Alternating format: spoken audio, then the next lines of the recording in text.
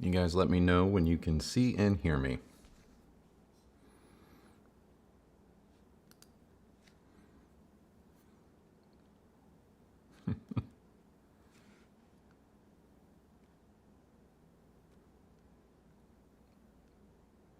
Do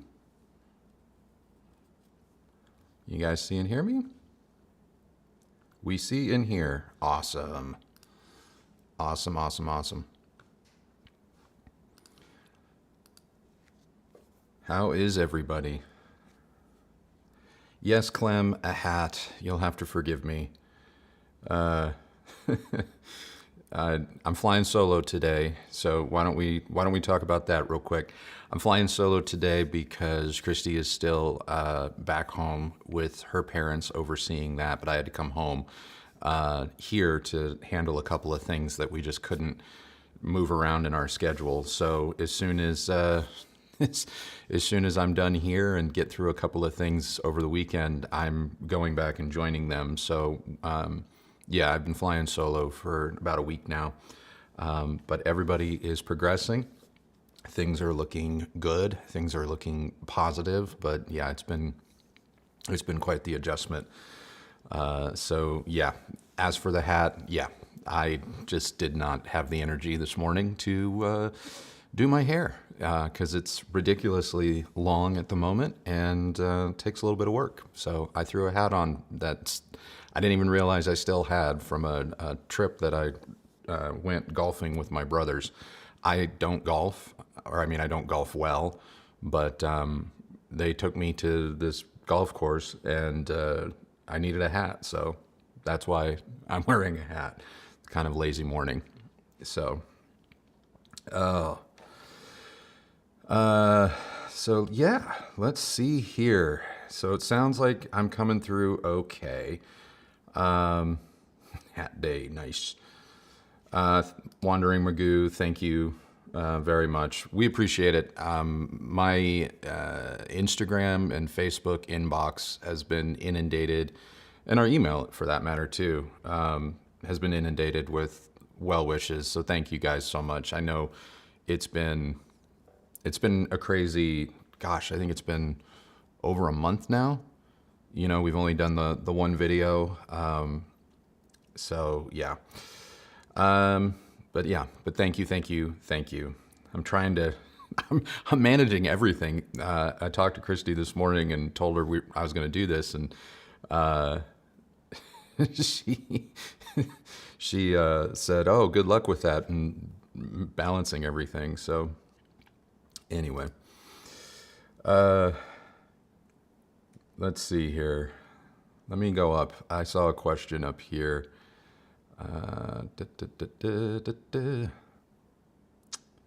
TSR came in before the show started with this question. He said, you mentioned you EQ the bass up while listening on your Cornwall 4s. Wondering if you can tell us what ranges, about how many decibels, and where you roll off the bass. Obviously, when EQing any kind of speaker, it's going to be environmental. It's going to be environmental dependent.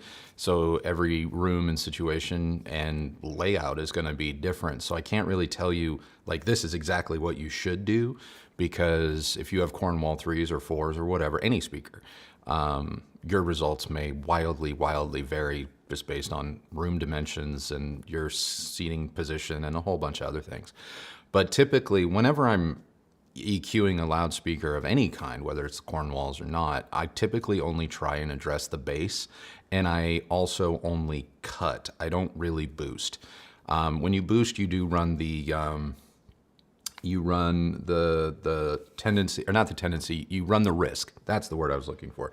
You run the risk of introducing anomalies or distortion or overdriving and things like that. But when you cut, you don't really run into that. So basically, I just kind of level out and smooth out bass frequencies. I don't really do anything above 100 hertz, honestly. I really am a firm believer in, you know, sometimes you can't always get the bass just right. And so the bass needs a little bit of EQ. And then once you get the bass kind of tightened up, you'll be amazed at the clarity that you will derive in the mids and highs that are no longer being kind of overpowered by the bass or muddy bass or so on and so forth. So that's kind of my general thinking about how I approach it. So, okay. Wirehead, thank you. A few snow pesos to help tip the barber. Yeah, right now, unfortunately, with our schedule being what it is and never knowing what is going to happen 1 minute to the next, I am my own barber. I've been cutting my own hair for too long, probably, but I don't know. I get into these grooves and I just start working and I forget, to book things like that. So I just get, what's the word? I don't want to say bored, but I get impatient, and I'll just go in my bathroom and just zip. And then I'm like, see, we're back in business, efficient. So for everyone that thinks that I'm, high-end, bougie, whatever, it's like, yeah, shave my own head. Clem, wow. Thank you. Thank you so much. Missed you guys. Thanks for everything. No question other than where's Katie through this? Well, Katie is currently sleeping right over there. Funny story. Again, Clem, thank you so very, very much for your generosity here. Funny story. So when we were back home, or, with Kristi's parents, obviously my parents stepped in and took Katie for, the 3 weeks or so that I was out of pocket. And she picked up some terrible habits because my parents, I think, let her husky nature walk all over them, and she loves them to death. But when we got back to our house, I was anticipating, old Katie, Katie, the way that I'm used to her being in this house. And no, she had very much transitioned to Grandma and Grandpa's house. So, yeah, it's been a fun week, me and Katie being here all alone. It's been interesting getting into a groove with her again. But yeah, no, she's with me, but she'll be going back to their place here probably in a couple of days because I have to fly back out. Axiom. If you had to put a percentage on each piece in a sound system contribution to the end sound, what would it be? Speaker, amp, DAC source. Thanks. Well, thank you for your question. I'm a big believer, and everyone's got a different opinion on this, but I'm really kind of a big believer in you want to get the speaker room relationship right. Because I know a lot of people say, if the source sucks, why continue?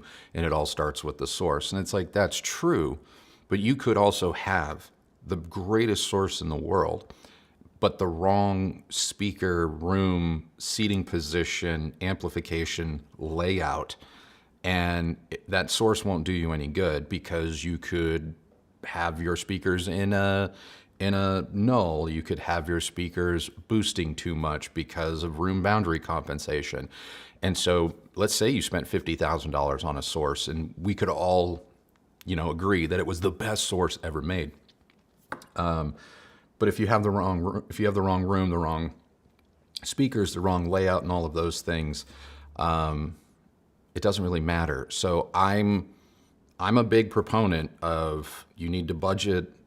You need to first look at your space, look at your listening habits, look at your, what you have, base your speaker recommendation or base your speaker purchases on those variables. Speaker, power it correctly, amplifier, then we can go to things like the sources and whatnot. As far as like dollar amount and all that, it's hard to say. I know people like to arbitrarily say things like, oh, you got to do 50% for this and 30. You got to do what makes sense for you. But in terms of priority, I do put a priority on the thing that is actually producing the sound waves that you are hearing out into the physical real world. So the speakers and obviously the amplifier. Now, an amplifier isn't necessarily going to change a speaker radically, but there is, you know what I mean? Like, it's not going to be like, oh, I have this amp and I suddenly turned a super bright speaker into a mellow, woolly, old fashioned whatever. It's like, that's not, something's wrong with the amplifier or the speaker if that's happening, if that level of tonality shift is happening. But driving a speaker properly where you're not taxing the amp, or you're not hearing distortion, you're not hearing strain, is important. And so speaker, amp, and then the placement of that, and then looking at all of the ancillary stuff is kind of how I prioritize it.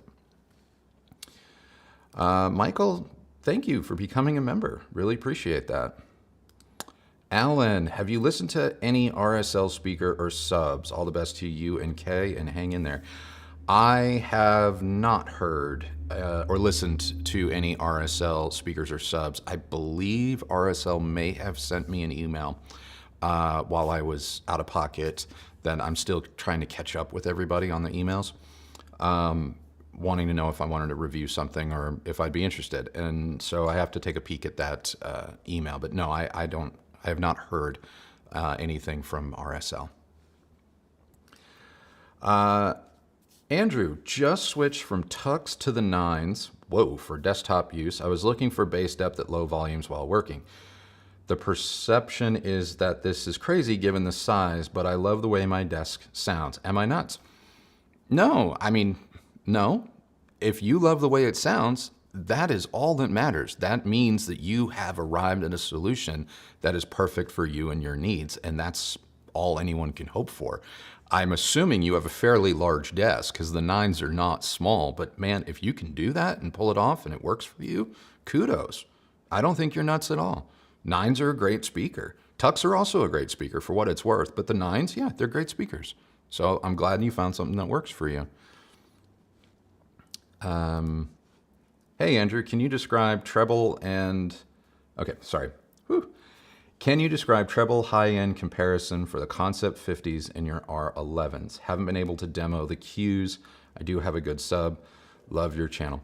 The Concept 50s are going to be a little, and I mean, I'm emphasizing a little. They're going to probably come off a little bit more extended and up top. Not crazy. We're not talking like harsh, not harsh, but a little bit more forward metallic presence or anything like that. But they will have that little hit in the brilliance department that gives that little extra sensation of air. Not as much as, say, a B&W or a Focal, but a little bit, and just enough that even at high volumes or with less than stellar recordings, it's not going to become fatiguing. Now, as a result of them not having quite the same bass or absolute linearity of the R11s, head to head, the 50s could seem like they're a little livelier compared to the R11s, but that might be room dependent. If you have a sub already, obviously you could get away then with the Concept 50s, because the sub would augment their low end and make them as good, if not better, than R11s on their own. I currently have the Concept 50s out right here. I know you can't see them, they're just out of frame, but I have been enjoying them for the last day and a half or so. And they continue to amaze me. They are a very, very, very nicely mannered loudspeaker, but just a hint more excitement than maybe the house Kef sound, if you will. Hope that answered your question, JJ. Dwayne, please explain what the big difference between amps and AVRs is. New to this and still haven't found a great answer online. Just got a pair of Super Lintons, hooking it up to an RZ50. Okay, oh, is this okay? The big difference in amplifier, amplifier, is purely a device, a source that amplifies the signal out to the speaker. It's just power. You have no control over it. It's taking the signal from, say, your streamer, your CD player, Blu-ray player, what have you, and it relies on the signal being controlled, selected, and volume preamplified, if you will, from other devices. Because an amp on its own is just power. An AVR is essentially a preamp, the product that you would use to select between different inputs, different sources, your streamer, Blu-ray player, Apple TV, turntable, things like that. Those are sources. So an AVR acts as a preamp that enables you to select which one you want to hear and then control the volume as well as make adjustments to the sound.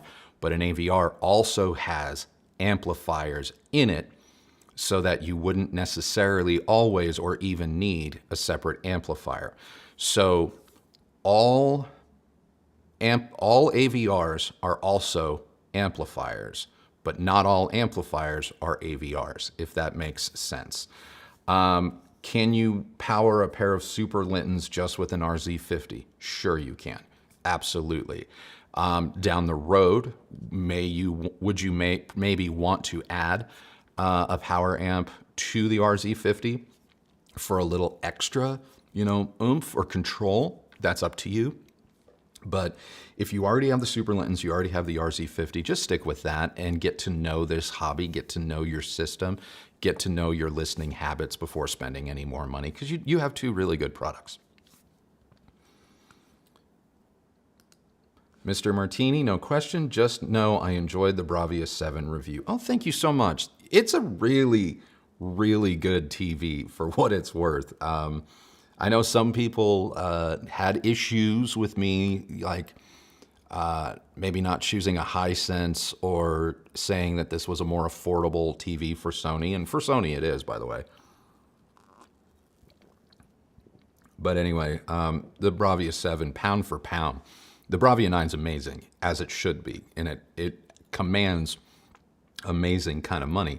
But pound for pound, the Bravia 7 may be the best TV Sony currently makes, all things considered or being equal. $5,000 budget, KEF LS60 or Concept 50 plus RCam A25.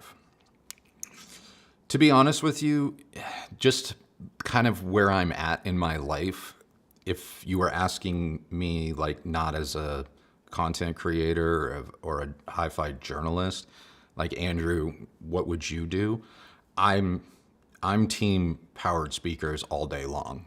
Like, for me, in my free time, for my enjoyment, like, I very rarely bust out gear anymore. I'm enamored with the simplicity and convenience of powered speakers, and the LS60s are an incredible example of just how good and how simple a hi-fi system can truly be,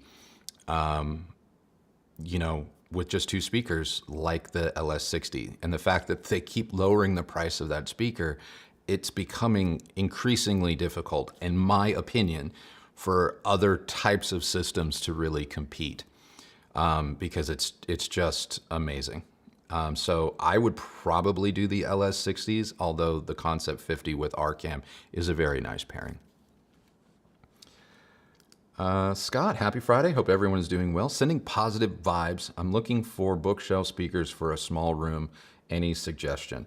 My go-to small bookshelf speaker recommendations are as follows. ELAC Debut 3.0s. Those are maybe the best value in all of hi-fi right now. They're so good for, I think, $400. So that's great. If you want a little bit more of a fun kind of, a little bit more spacious, fun, dynamic, contrasty sound, then I'm SVS Nanos. Those are my two kind of bookshelf benchmarks under, call it $1,000 for the pair, and they work well in small spaces. So let's see. Alec, I am looking to get back into physical media. I was wondering how the quality varies between CD, vinyl, and service-like title. I mean, it really is going to come down on, when it comes to things like vinyl especially, vinyl can sound amazing, but it requires a little bit of work. Now, some people don't mind the imperfections of vinyl, and there's some charm to that, at which point then, we're not really talking about comparable quality. But understand that when it comes to vinyl records, like if you want the superlative vinyl experience that I think a lot of audiophiles picture when talking about vinyl, like know that it's not as easy to acquire that level of performance from a vinyl rig as, say, something like streaming or even CD. But when you get it right, it can be a magical experience, and it can be something that on some level there's a sensation about listening to vinyl records that just, for a lot of people, myself included, it just feels different, and there's something about it, and there's an intangible. But between CD and things like Tidal, that also is going to vary. There's a lot of hoopla about, some of these streaming services having higher res files and this and that can be great, but it really also depends on like how the higher res files were derived. How did they get them? If they're just upsampled from the CD, then you're not really gaining anything by having the high res. But if something's been taken back down to like the master recordings or whatever and tweaked or whatever, or if it's tape, analog tape, and it's been able to be ingested at higher bit rates and stuff, then maybe there's going to be some differences there. But it's going to vary a lot on a case-by-case basis. So let's see here. Wow, I think I caught up, so...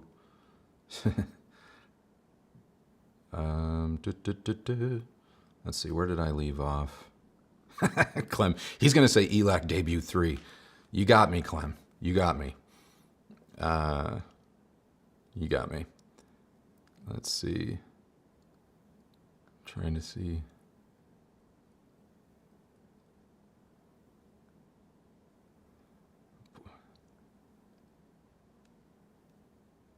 Clem also writes, Andrew would hate me saying this. I enjoy turning on Dolby Vision HDR and just letting it do its thing. I don't hate you for saying that, Clem. I really don't. I don't hate that at all. I get it, and it can look very, very good. Yeah.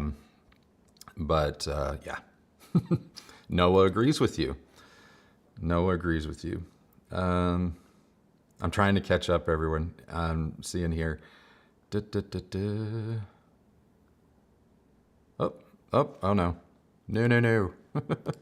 All right, I got a question that came through here. Is Sony receiver STR-AZ7000ES 13.2 channel still one of the best out there, and is it worth it to run ELAC Debut 3 on Sony receiver with SVS subwoofer? I mean, we still have our 7000 ES, and I love it very much. It is more than powerful enough and capable to run an entire home theater comprised of ELAC Debut 3s with a subwoofer. Is it the best receiver? That is ultimately going to come down to personal preference.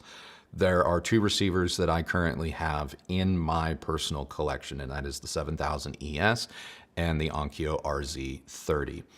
And they are both fabulous. Obviously, the RZ30 costs notably less money, but it also has some features in the form of Dirac, and you can also do the Dirac upgrades that the Sony doesn't have and will never have. And so if you're big on room correction and getting tweaky and nerdy with your speakers, the Onkyo, and the Onkyo also has independent subwoofer outputs for multiple subs, but the Onkyo may give you more or different performance parameters than the Sony will, whereas the Sony may excel in the realm of spatial recreation and scale in rooms that may be challenging.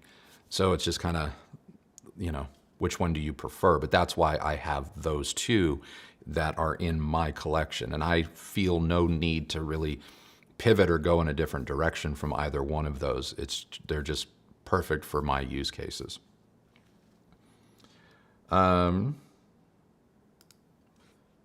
Michael, also I have I have bone induction headphones. Is there something that can combine stereo into mono? Very frustrated. Oh, when it comes to headphones, I apologize, Michael. I am the wrong person to ask. I really am. Yeah, I don't really know much about headphones. Headphones are not something that I use on a regular basis, so I would love to be able to help you out, but I'm not sure. Well, thank you, Pete. Hello, welcome back. We missed you and the great show. Thank you, thank you, thank you. We're slowly getting back up to speed. We will have a video this Sunday, so hopefully, well, yeah, we'll have a video this Sunday. I don't know if we'll have a video the following week, but we are trying to maintain some semblance of normal schedule because, and I do appreciate this. I'm going to take a sidebar really quick. I do appreciate this because a lot of you have, written in the comments or DMs and things like that saying like, take care of your family first and all of that stuff. And that's important. And I 100% agree with you all for, having that outlook. But when you are a small business like Kristi and I are, 100% of our revenue is derived from, being here and creating content that you guys get to watch. And so if we don't create content, then we can't pay our bills and we can't take care of, our family, her or myself, let alone now, her parents. So, while everyone's heart is absolutely in the right place, and I did get a couple of comments when I said, "Hey, I'm gonna be back. I'm gonna try and work up to a normal schedule." I got a couple of comments from people saying, "Hey, you don't have to do this. It's just YouTube." And I think some people still. I understand that YouTube is different in the eyes of everybody and how they approach it, but it is Kristi and I's literal job, and there's no vacation, there's no paid time off, there's no family bereavement leave.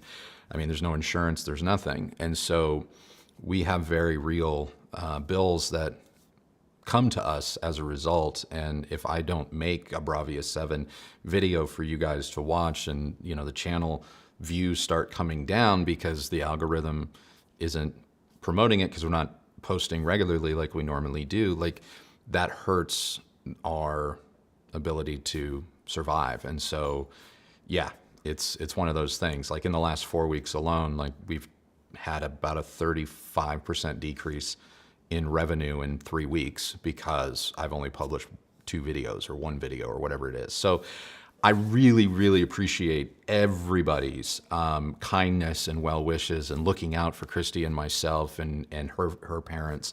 But understand that it's not a senseless thing. It's not a heartless thing for me to, be trying to do a little bit of work while also looking after my family because, we've got bills to pay and their bills to pay. So I hope that helps clarify. Because I felt kind of bad when people were like, you don't have, don't do this, and it's just YouTube and all of this. And it's like, I don't know how to address this. Mike Partridge, what's your take on Bose dropping Mac at Magnolia? I have heard that this is something that could be happening or is happening. So yeah. What do I think about it? It makes sense for me, or sense to me. It might hurt the exposure of Macintosh a little bit because obviously Magnolia is more or less synonymous with Best Buy at this point. So people may have a greater opportunity to wander into a Best Buy and thus a Magnolia and be exposed to something like a Macintosh product of some ilk. But if you're trying to reposition the brand back to being a higher tier, maybe it's not something that you want, in one of those racks where it's like push a button and you can listen to a $100 product next to a $10,000 product. So I understand the move if the move is in fact coming to fruition. But I also think that a lot of people are going to miss out potentially on having a Macintosh experience at their fingertips But we'll see what they do. We'll see what ultimately transpires. Polk S60s, S30 center, Sony 1080, looking to upgrade to Cinema 5040 and SVS Ultra Evo towers. Should I upgrade the speakers or AVR first? If you're going to the SVS Ultra Evo towers, you're gonna have to do both at the same time, in my opinion. The 1080 could power the SVSs, but those are speakers that would definitely benefit from the more stout Cinema 50 or 40. So I think in this instance, if this is what this is what you want for yourself, I think you're gonna have to just kind of do it all at once for best results. Sir Holmes, do speakers with more watts have more dynamic range? If so, what's a bookshelf speaker that has a lot of dynamic range? I'm assuming when you say do speakers with more watts, I'm assuming you're referring to on a spec sheet when a loudspeaker says like 20 to 150 watts. And, excuse me, that actually has absolutely nothing to do with the speaker per se and like what it can and can't do. That just means that it can handle that amount of power, for whatever period of time without fear or risk of damaging it. But understand, if let's say a speaker says 150 watts, but you have a 500 watt amplifier, you can still pair the two together. Because an amplifier is not pushing its maximum output the second you turn it on. You know what I mean? And a lot of amplifiers with, say, Herculean power, 300, 400, 500 watts, that's just for the headroom, for those immediate shifts in dynamics. So when it comes to dynamic range of a speaker, if you are underpowering it, and let's say you have a speaker that is nominal amplifier 20 to 100 watts, but you like to listen pretty loud and you have a big space, any speaker. And even though at 20 watts of power, you can hear sound and all of that, but you want to rock out a little bit. Well, if your amp only has 20 watts to give, it's possible that when you're really wanting to listen loudly and then the music starts really changing between quiet and loud and flexing that dynamic range, it's possible you could clip the amplifier because it needs more than the 20 watts that it has. And that will limit the dynamic range of the speaker. But I think the way that you've worded it is not necessarily, and it's not your fault or anything like that, but I hope my explanation has helped clarify a couple of things. As for what's a bookshelf speaker that has a lot of dynamic range, I mean, in theory, if it plays lower into the bass and extends up into the treble, like it's going to be able to play frequencies along that entire frequency range. Whereas if it's a speaker that doesn't really play much below 100, hertz or so and tops out at 20. So we went from say 40 hertz to 20 hertz. And then there's another bookshelf speaker that's like 100 hertz to this. Well, you're losing some of that range, but still to take advantage of all of the range here, you need to make sure that you power it correctly and you're able to feed it the juice that it needs to make those dynamic shifts that occur in music. And this is one of the things that like some of the Class D amps that everyone loves, these little tiny, chip amp stuff, like they measure really well, right?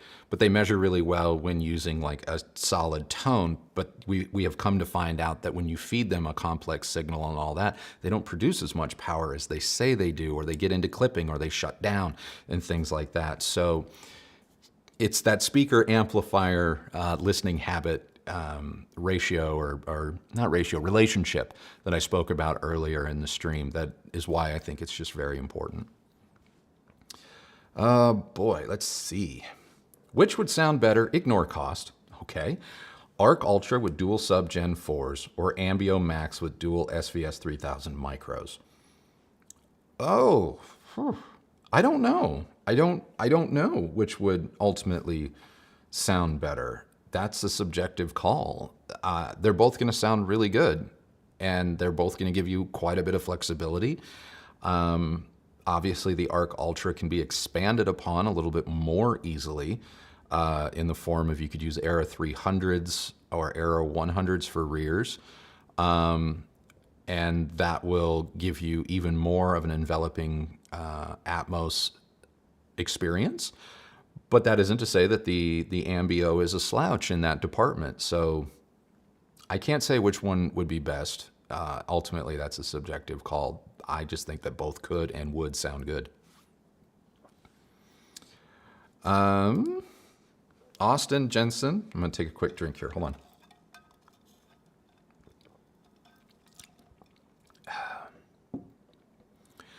I can obtain brand new Cornwall 4s from the local authorized dealer for $5,300. And after the audition, I'm close to buying them. Any other recommendations for that price to compete with the Cornwall's dynamics? I mean, yes and no. If that dealer also has Forte 4s, you may want to check them out. Because you may find that the Forte 4s, because the new Forte 4s have the same mid-range and treble driver as the Cornwall, they have slightly smaller woofer, and they use a passive radiator in the back rather than ports in the front. You may find that it gets 90% of the way there. It's every bit as good, and you're going to be down in price $1,300, because I think they're what, $4,000 a pair, $4,200 a pair. So you might want to give that a shot. Compete with the Cornwall's dynamics. I mean, when it comes to like horn-loaded speakers, like a Cornwall or a Forte 4, horns, when done correctly and set up correctly and powered correctly, like they're kind of awesome when it comes to dynamics. That's part of their charm. That's part of their thing. So yeah, it's hard to say. It's hard to say, because I could argue like my Titans, my SVS Titans at $4,000 can definitely hit and have the dynamic punch equal to our Cornwalls, but it takes a different type of system or setup, to kind of do that. So yeah. Hope that helps. But I would, if you're looking for an alternative that's going to be like it, definitely try and listen to the Forte 4s before making your final decision. Nothing against Cornwall 4s. I'm so happy we have ours, but maybe take a peek. Kathy, can't wait for the two of you to be together again. I can't either. This sucks. I'll be perfectly honest with you. I was talking with Kristi this morning when we woke up, and I'm like, man, her and I have not really been apart since we met. And so this is legitimately like the longest we've gone. And I'm like, boy, this sucks. I hate it. What is your favorite speaker cable? Well, my speaker cables are actually made custom for me by a friend and friend of mine and friend of this channel. And they are my favorite speaker cables I've ever had. Prior to his custom cables, I was using, transparent cable. And say what you want about transparent, good, bad, or otherwise. The reason I like transparent cable really didn't have anything to do with sound per se. I thought they sounded fine. They make a great product in my humble opinion. But I had been using the same speaker cables for 20 plus years. So I just loved them because they were robust, and the longevity for me was worth the investment. That's all. Sorry, hit my watch on the table. Sup, man? Hope you have been well. Have you heard about the new WIM Vibe Link? Trying to get an M1 from Marantz to power the Klipsch 8000 F2s. I have not heard about the WIM Vibe Link. Full disclosure, I don't really stay on top of all of the kind of WIM, Fosse, whatever, announcements. There's just too many to kind of keep up with. So no, I have not heard, I don't know anything about it, so I apologize. Trying to get an M1 from Marantz to power the Klipsch 8000F Mark IIs. It'll power them, for sure, for sure. Any advice on how to evaluate an installer? Questions to ask them. I'm thinking about doing in ceilings for my heights. To be honest with you, what I would do is I would ask to see other installations that they've done, or go on something like Nextdoor, or if they have a Facebook or social media page in your area, and start looking at what people have commented on about their work before even really posing questions to them. You can whittle a lot down that way. And then if you get past that and you're like, okay, these people seem pretty reputable and I feel good about it and all that, then I would just, how long have you been in business? Are you insured? Do you carry insurance? Do you have, what's your customer service, like warranty, or, how do you stand by your work, stuff like that. And really just look at the type of work that they do. And understand that good work costs money. And if they're installers that need to go and open up bays in your home, because sometimes you're going to run into joists that aren't running parallel to the way the wires need to run. And so they may have to punch holes in between the joists so that they can screw through the joists to run the cables. And if that's the case, then you need to ask them, are they responsible for patching the drywall and finishing it up? Do they subcontract that out? Or are they going to be like, no, we just install, and then you've got to go find a finisher or do it yourself? Those are questions that I would ask that probably don't come up all that often. Have you reviewed cabling impact on sound quality? Early in my print career, I reviewed some cables. Can they have an impact on sound quality? They can.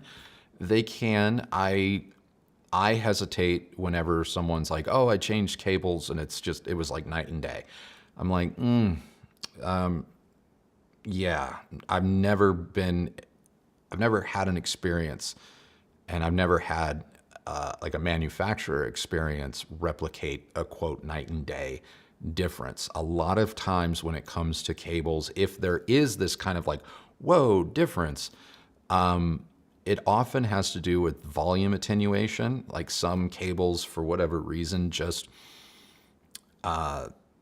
some cables, people call them darker, but in reality, if you just bust out an SPL meter, for whatever reason, changing from brand A to brand B speaker cable cause the system to lose 1.5 or 2 dB.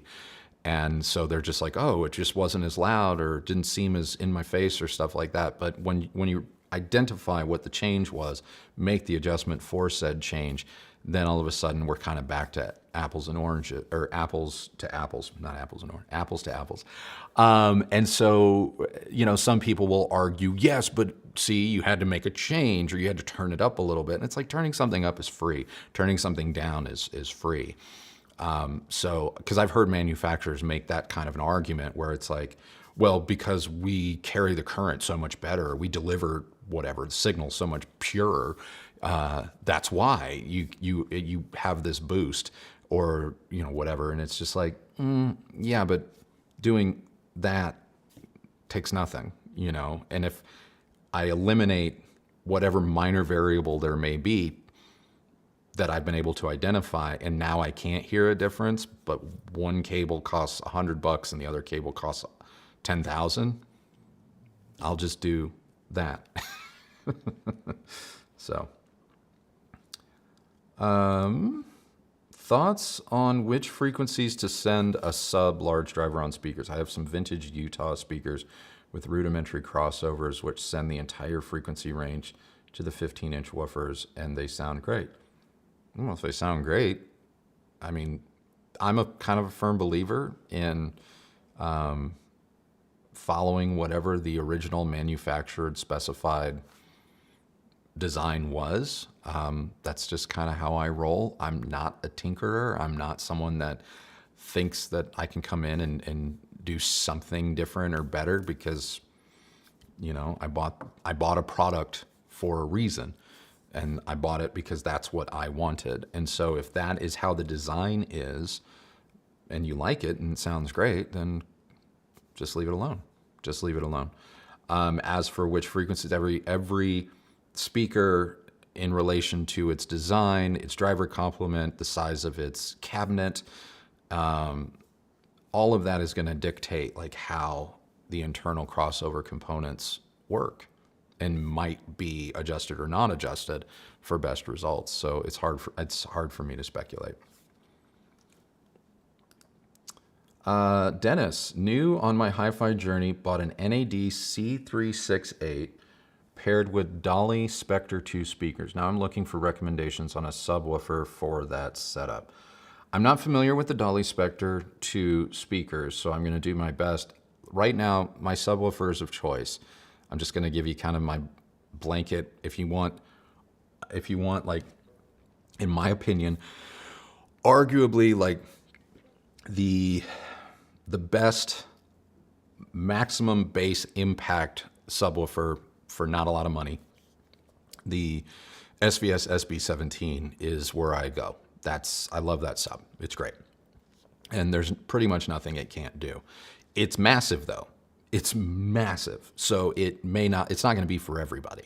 In which case you might want to look at an SVS Pro 1000 or 2000, which is going to be even cheaper, a little bit smaller. If you want something, in my opinion, that is small, can play pretty surprisingly deep, has amazing finesse, build quality, and everything else, the KEF KC92 is another sub that I highly, highly recommend. On the cheaper side, even cheaper than maybe SVS, at least the SB17, maybe not cheaper than the 1000 or 2000. The Klipsch RP Reference Premier subwoofer line is great value for money. Lot of oomph, lot of ability. Maybe not the smoothest, most articulate thing on the market, but a lot of grunt for very little money.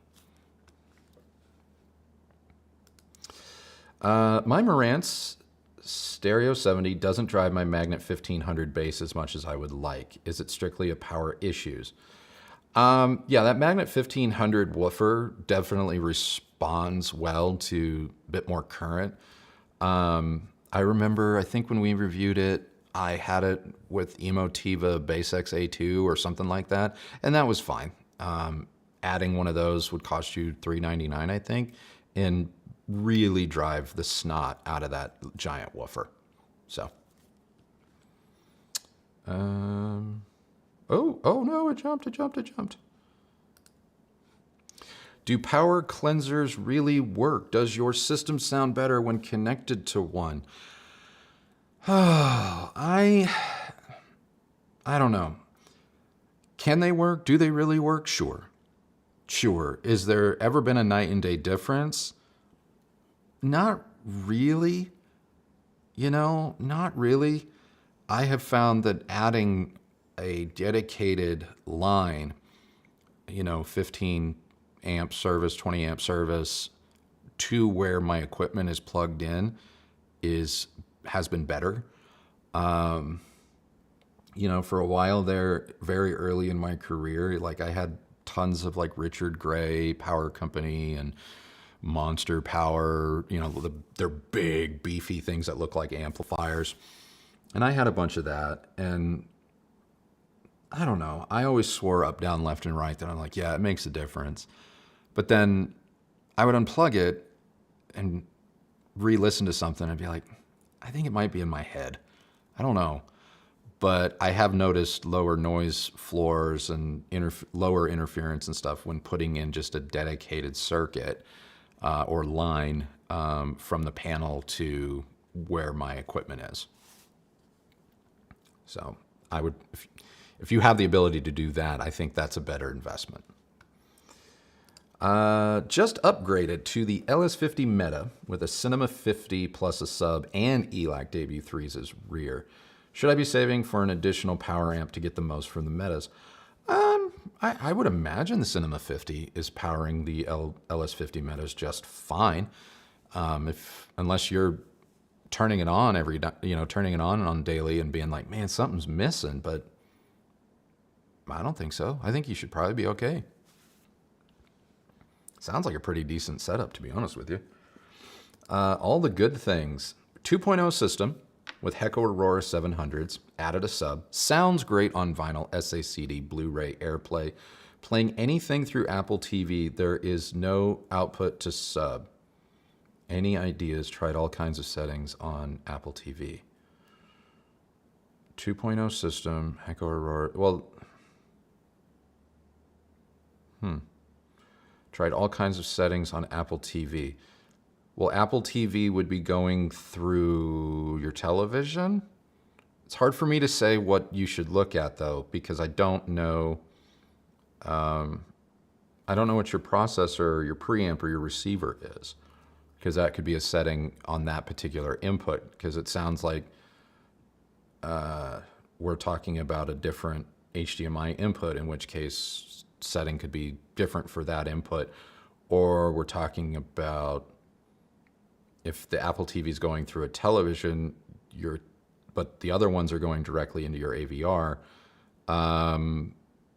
We could be talking about a setting inside your television that is causing the down mix not to output correctly. So this one's hard for me to answer, and I apologize for that. Let's see. Glad you're back. Missed everything up till now. We'll watch live, then go back and rewatch from the beginning. Well, thank you so much. Thank you. I'm trying to keep up with everybody. It is hard when Kristi's not here. Triple X just got the Rockville Rock Towers 68Ds, $200 a pair, and they are unbelievable. It is a 55-pound, 42-inch tall, well-built tank of a speaker. The Rock Towers dynamic range scale depth is out of this world. I have no idea what you're talking about, so now I have to Google Rockville Tower speakers. Welcome to Rockville Audio. Okay. No, I don't think that's correct. Tower speakers, Rockville. Okay, here we are. 68Ds. 68Ds. Interesting. Okay. Wow, it's quite a bit of speaker for what appears to be not a crazy amount of money. Kind of remind me of not older, but somewhat like KLH's non-Model 5, 7 line. Ah, cool. Glad that you enjoy it. That's awesome. Appreciate you sharing. John writes, I have B&W 802D1s, Heigl as a preamp, and a pair of Parasound A21s. They sound great and lively, but have been looking to sell them for one A9. Will the A9 provide comparable room-filling sound? When you say A9, I'm assuming you mean that speaker right there. Will the A9 fill a room with sound and be enjoyable? Absolutely it will. It will obviously be a lot less gear than this. Will a single A9 fill a room with the comparable sound of stereo speakers like 802Ds powered the way that you have them? No, it won't. I'm not saying it can't fill a large space. I mean, that speaker will rock my whole main, the whole main area just by itself. But if you're asking one A9 be the same as two stereo, speakers like that, it won't do that. Now, if you got two A9s, then we're talking about something different, because then you could stereo pair them and all of that. But one, it's going to sound good. It's going to fill this room. It's going to be super compact, easy to use, cut down on a lot of clutter for sure. But if you're trying to get stereo imaging from a single speaker, that's not going to be the same. Hope that helps. Okay, let's see. Let's catch up with some of these. I'm seeing so many questions here. Let's see.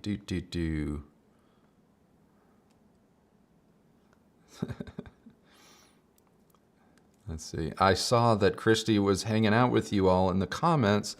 I didn't even get to say hi.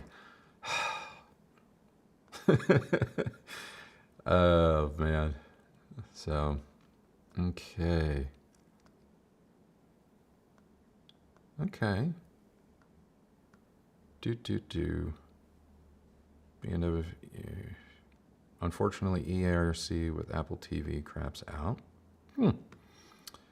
Vadim, hey buddy.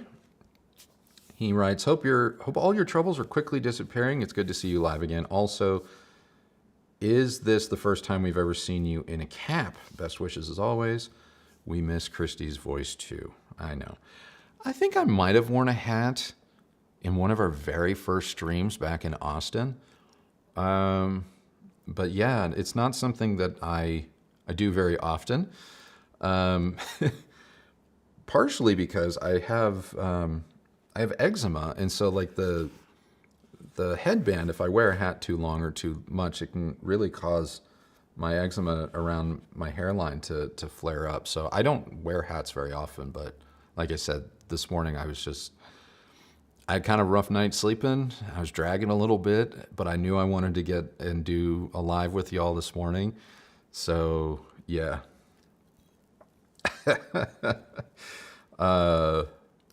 Hair and makeup crew not available. It's always just me. It's always just me, and sometimes I just don't want to. Yeah. Oh, Steve. Hey. Steve, sounds heavenly. I got your email yesterday. I think it was yesterday. Thank you for sending the link. Unfortunately, I have not watched your brand new video yet, but I'm excited to, and I will watch it tonight at some point when I'm maybe eating dinner or something. But thank you for reaching out. I'm excited to see what you came up with.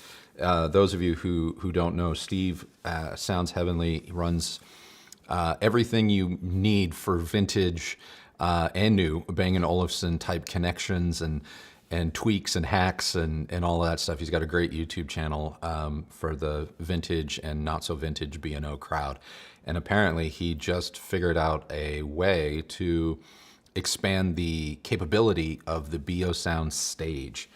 And I'm excited because you guys know I love the BO Sound stage soundbar. But one of the things that I wondered about when we reviewed it years ago was, whoa, can it be expanded upon and this and that? And he has figured out a way to do it. I can't speak to it any more than that because I haven't watched the video. But he was kind enough to send me a link yesterday and informing me that the video is out. So you guys can watch it probably sooner than I can. But yeah, if you're into B&O like I am, Steve, it Sounds Heavenly is someone you're going to want to bookmark, subscribe to, and all of that because he's a mountain of information, especially when it comes to the vintage stuff. Which TV lineup are you watching out for this year? I mean, all of them, really. I'm really excited about, what TCL has been up to, what Sony appears to be up to. Looks really promising, but I just love that. Oh, really, YouTube? Did I lose you guys? Okay. Anyway, sorry. I got distracted because it looked like we crashed. Anywho, I'm just really excited about like all the new TVs. I love learning about new TVs. I love seeing the new tech that comes out and all of that stuff. So, yeah.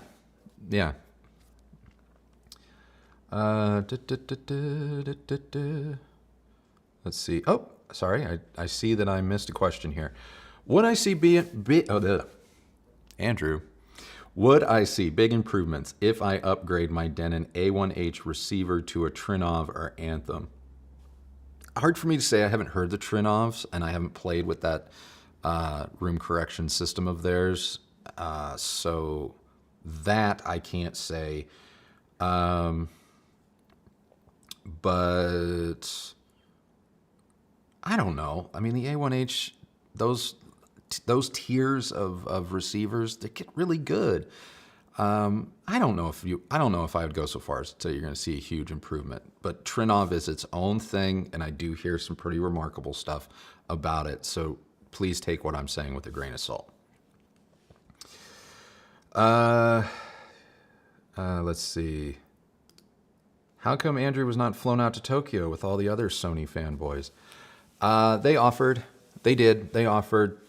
We were invited, so I'm not here to disparage or bag on Sony. You guys know me and my policy. Like, would I have loved an opportunity to, I don't know, go to Japan and all of that stuff? Sure. But I don't know how that benefits you guys, the viewer. Maybe it benefits me in free airfare, but it doesn't really benefit you. And then I have to sit there and look at the ROI, if you will, because obviously I have to work ahead. I have to work ahead in order to take that time off so that there's no disruption in content for you guys. But then I also have to make that trip into something. But that trip ends up being like a, hey, look at me and my ability to do something that you maybe aren't. And if we were a travel channel or something like that, then I understand. Like, that would be one of the reasons why you tune in.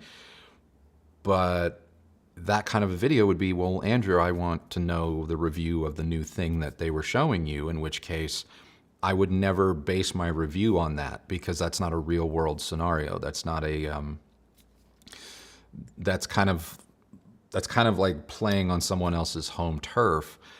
And I don't know how the rules have been set up to play. I may not even have other things with which to compare it to. I may not be given that opportunity. And I'm saying this more on a global, not a global, but a broad scale. I'm not saying that Sony participates in these types of practices or anything like that, but it's one of the reasons why, you know, we get invited to a lot of things and we turn them down because it's just like, I'm not here to make a sizzle reel or a promotional video or a commercial for a brand. I'm here to review their product. And while there's a part of me that's like, hey, we've gotten to a point in our career where maybe I should enjoy the fruits of our labor and get flown all over the world. But I'm still, I don't know, call me weird. I still look at it and I just kind of go, but what's the value of this for you guys? And how much value can I really bring to you when I myself may only have a predetermined set of time with something, you know? And it's just like, okay, you know, I would rather just take a trip to Japan, take some time off, take a trip to Japan, bust my camera out and say, hey, I know this isn't our usual content, but please enjoy the video. You know what I mean? Like, I would feel better about that than saying that, yeah, you know, I took the opportunity to fly coach for 12 hours free, you know, which is something I also wouldn't really do as someone that's flown coach internationally quite a bit in their career. I'm at that age where I'm kind of like, call me spoiled, call me bougie, but I'm not going to sit on a plane for 13 hours like this. So either you've got to allow me to upgrade myself or what. But yeah, I flew to, where did I fly? I flew to Malaysia once. Got a smoking deal on the ticket, but I flew to Malaysia once from Texas. Or was it Texas or LA? I can't remember. But that was like 19 hours sitting 5 to a row like this, you know. I was just like, I'm never doing that again. So, yeah. So that is why, like, if I want to go places, I'll just go and I'll take you guys with me, but I don't want to be stuck in a van with everybody else that you've ever met or seen on Instagram or YouTube, where we're all going to end up producing the same video. Hell, you're going to see everyone interacting or walking through the frame. And it's just like, I don't know who that's for besides, I guess, me, and I'd rather do other things with my time. So I hope that that helps. Someone, Wirehead, are you commenting on Seiko 5 titanium? Seiko 5. Did I miss a watch conversation? Come on, guys. Did I miss a watch conversation? This is not a Seiko 5. This is my new watch that I got to celebrate. Well, a little bit of one. If you'll permit me, we're going to take a sidebar because I do like my new watch. But around the holidays, Kristi and I were out, just out spending time together, shopping, and we went into a watch store, and I wanted to go look at the Tag Heuer Monaco. Very iconic watch, and I just wanted to see it in person. I'd never seen one in person. And we wandered in, and and so I was looking at the Monaco, and I was looking at the Gulf version, and then they just came out with the special edition, which has a green band and a silver face. And I just thought that watch was amazing. Like, it's big, but the graphic designer in me, I really kind of liked it. And it's a very unique timepiece. But she saw the Carrera in the case next to it. And so, here, I'll take it off. And she asked me to try it on and all of that. And you know, I tried it on. It's not going to focus. I don't have autofocus on this camera. But anyway, she wanted me to try it on, and I tried it on, and I loved it. I thought it was a beautiful, just a very nice, functional, well-made dress watch. And so we left. I didn't buy it or anything like that. And I have stalked this watch ever since she pointed it out. And so obviously several months have gone by and stuff. And, you know, we hit 400,000 subs a couple of weeks ago, whatever it was. And, you know, we were out running errands, and she's like, you don't really do anything nice for yourself. And, you know, we should go, we'll go look at it. And we looked at it, and I had it on my wrist, and I was trying like Tissot's and stuff like that too, because I was like, oh, the Tissot's very similar, and I could get that and save a bunch of money. But in the end, you know me, I'm kind of I like to invest in the things that are important to me, the things that matter. And so it's like I wanted to buy right and buy once, and I knew that I had checked in on this watch, you know, every day for like 4 months. So this is the one I should have and I should get. And so, you know, I had saved some money, been saving some money for a watch, because I knew at some point this year I wanted to grow my collection from the one that I had to 2. So I had been setting aside some money, and I just said, you know what, let's do it. And so, yeah, it's been a beautiful thing. It's actually helped me kind of get through, because I bought it like days before our family emergency happened. And again, had I known we were about to have a family emergency, I wouldn't have bought it, because I would have just taken that money and helped pay for some bills, but it was too late. But yeah, anyway, it's helped me kind of through this stressful time, because it is a milestone. It is something that like celebrates, you know, Kristi and myself and our achievements. And I'm glad that because she got something too, by the way. But I'm glad that we did that. And it means the world to me. Like, this was something that caught her eye, and she likes it, obviously. I love it. And so, like I was telling her the other day, like I wake up and I put it on. It's my everyday wear.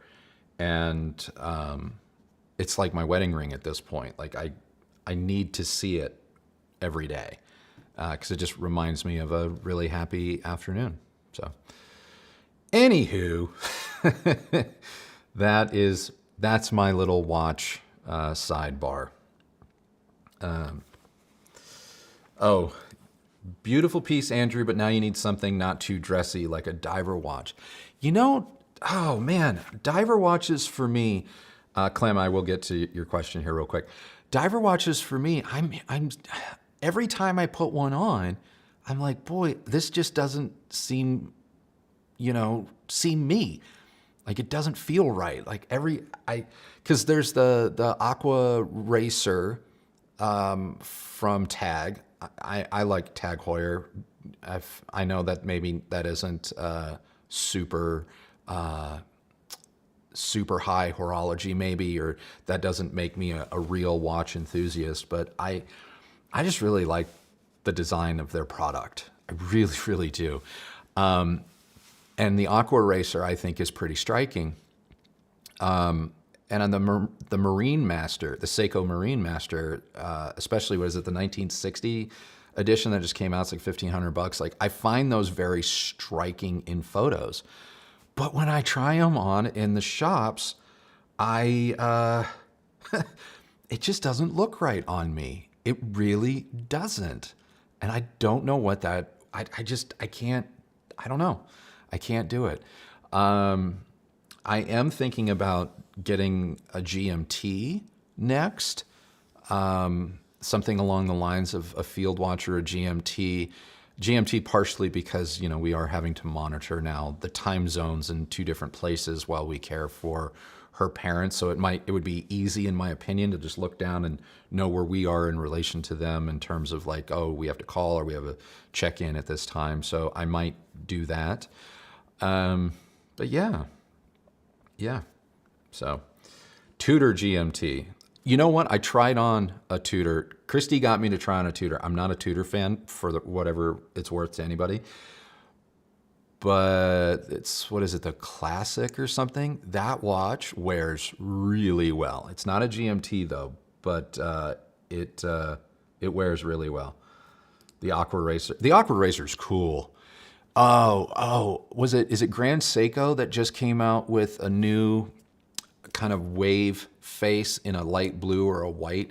I'm not one of these people where I'm sure Grand Seiko is a wonderful brand. I have no experience with them, but I will admit this new face, this like aqua watery face in blue or white, does look striking. But I still want to add a Cartier Santos, and or a Tank. Kristi and I are going back and forth, Santos or Tank, but the JLC Reverso, I tried one of those on a little over a month ago, 2 months ago. Ooh, that's a watch. Oh, David, you should check out the Nomos. You would think, me being in a graphic design background, you would think that I would be all about that Nomos life. I don't like their watches. I mechanically, I am sure they are fabulous and they're very well constructed. But I tried one on at a store about, I don't know, a month or two ago, and I can appreciate it. It's just not for me. I don't know what it is, because I look down and I'm like, I should love everything about this, and I just don't. Oh, so sorry. Okay, let's go back to Clem. He had a question here. Thank you for indulging my watch sidebar, everybody. I hope that was worth your time. Clem, moving my Titans into my home theater, looking at Sopras or 802s or similar. What others to consider? If it were you, what would you go seek out to hear? Okay, if you haven't heard them, be paired with Macintosh MA352 and two SVS SB3000s. I mean, Macintosh and B&W 802s, I like that. I would co-sign on that. I'm a big fan of the B&W 800 line. I get that it's not going to be for everybody, but that is very much, very much my jam. What other things to consider? You might, again, secondhand with that level of gear, if something like an 802 is up your alley, Wilson Sophia's, like last generation, you might be able to pick up for 802 type money. It's a fabulous speaker. It's an absolutely fabulous speaker. And does pair well with Macintosh. So maybe that's kind of where I'm at if it were me. Right. Let's see. Oh no, it jumped. It jumped. Do. Let's see. That was fun. Okay. Did I catch up? Let me make sure, guys, I just want to make sure I didn't miss any of your supers. No, Clem, that was the last one. Okay. So let me go back to the main chat here. I just don't want to... Clem, oh, I like the Apple Watch. I have an Apple Watch too. I wear it for working out and when I'm just out doing physical activity, because I treat it like a video game, and as Kristi puts it, I want to close my rings. But I do like the simplicity of a mechanical watch. Like there's certain, I didn't think that I would be a watch guy, and maybe I am or I'm not. But there's just something about the disconnect. Like I already have my phone in my pocket, you know, for if people need to call or text or whatever. And one of the things that always bugged me about the Apple Watch was that now I had my phone essentially out in the open buzzing me. And I know you can turn off notifications and stuff, but I really like the quietness of just disconnecting. And it's like, you know, time, and it's just very simple, time and date, and it's more of an expression. It's more of a totem for a memory than anything else. And so that's why I wear it. But when I go to work out, I pop this out and pop my Apple Watch on. Let's see. Glenn, what did you write? Hey, Andrew, I have a strange question. I'm thinking of getting monoblocks. Should I get 2 for the left and right speakers for each of the LF and high frequencies, or would it be adequate with link cables? Honestly, like because I've bi-amped speakers before, and let's say you bi-amp, you get 2 100-watt monos per speaker, so you have 4 mono blocks. Or you can buy 2 mono blocks that have 200 watts of power. They should be very similar. You know what I mean? It should be comparable. And in which case, I'm on team less is more. Because if you bi-amp a speaker, now you're talking about 2 sets of cables and 2 sets of interconnects and blah blah blah blah blah. And it just gets to be a lot. It really does. So if you want to go mono blocks, go for it. I would just get 2, one for the left speaker, one for the right speaker. Let's see. Andrew, can you make a recommendation of 3 bookshelf speakers between $2,000 and $4,000 to audition with the new Billy Amp Mark III from Heaven 11? Let's see. $2,000 to $4,000 bookshelf speaker recommendations. $2,000 to $4,000. Let's see. Let me think about this one for a second. First of all, you need to understand, I do not know, and I'm not caught up on the Billy Heaven 11. So I don't recall what exactly that can do. Source point, 8 or 10s would be from Andrew Jones. MoFi would be worth looking at.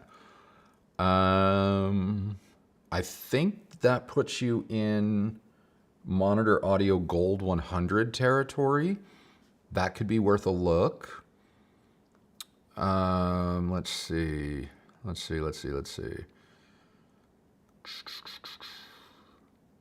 I know that we could always talk about like the KEF what is it, Q3 Meta or something like that. You know, that's a solid recommendation. You know, it just is. But I think that the SourcePoint product, while it's big, same thing with the Mission speakers. Like they're bookshelf, but they're, you know, on the larger side. The Monitor Audio Gold is a fantastic speaker. Definitely worth a look. Let's see, Wharfdale Elysian bookshelf. Maybe that's in that price range too. Very comparable to the Monitor Audio as well. Those are some recommendations. So yeah, it just took me a second.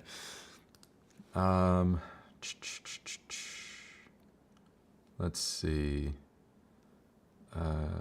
705 signatures. Yes. Mr. Music, thanks, Andrew. I got a Samsung 990D. Like the tonality of it compared to a lot of HiFi products I've had before. Have a small room. That's excellent. I've been seeing some rumblings online about a recent firmware update on the sound bars that maybe you don't want to carry out. I don't know. But minus that, I have had nothing but great experiences with Samsung's soundbar line. They really are good products. King writes, any update on the Arendal review? None. No update whatsoever. I do not know what to do. They don't respond to emails, direct messages at all. So I don't know what the deal is, why suddenly we went from being able to review their product or get it in hand and now we can't. So I have no idea. I wouldn't say no,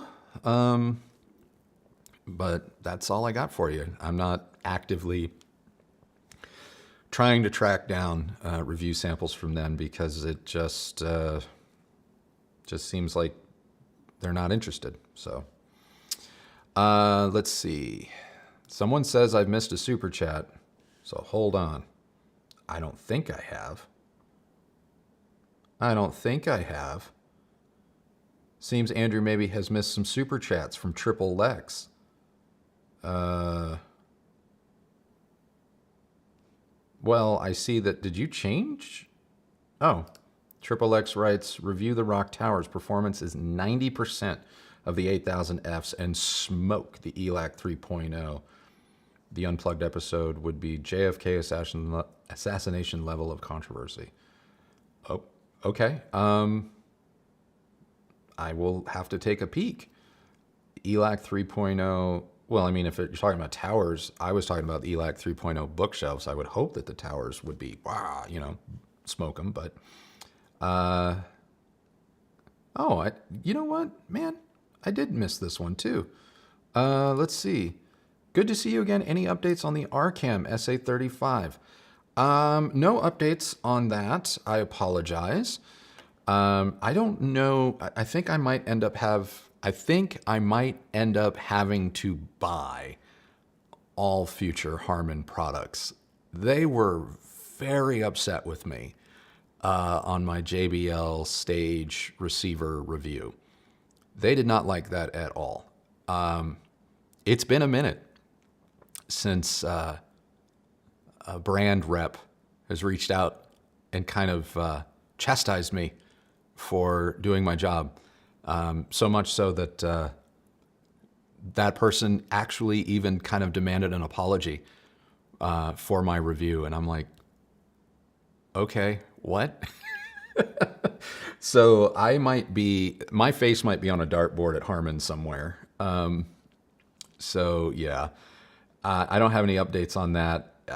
When I see it and when I have a little bit more free time or whatever, that's on my list of products that I would probably just buy in order to bring you that review, because I'm very interested in it. And I have nothing against Harman. I just didn't think the new JBL stage speaker line and their matching receivers were that good or a good value for what they were. And so, yeah. So yeah, but yeah, that was that was a very, very interesting experience when that call came through. I was like, wow, wow, wow, wow. So anyway, yeah, sidebar on that one. But no, I'm very interested in the in that line, but it's probably going to be something that I have to just buy. Let's see. Per listen and Arendal yawn. I mean, they make great products.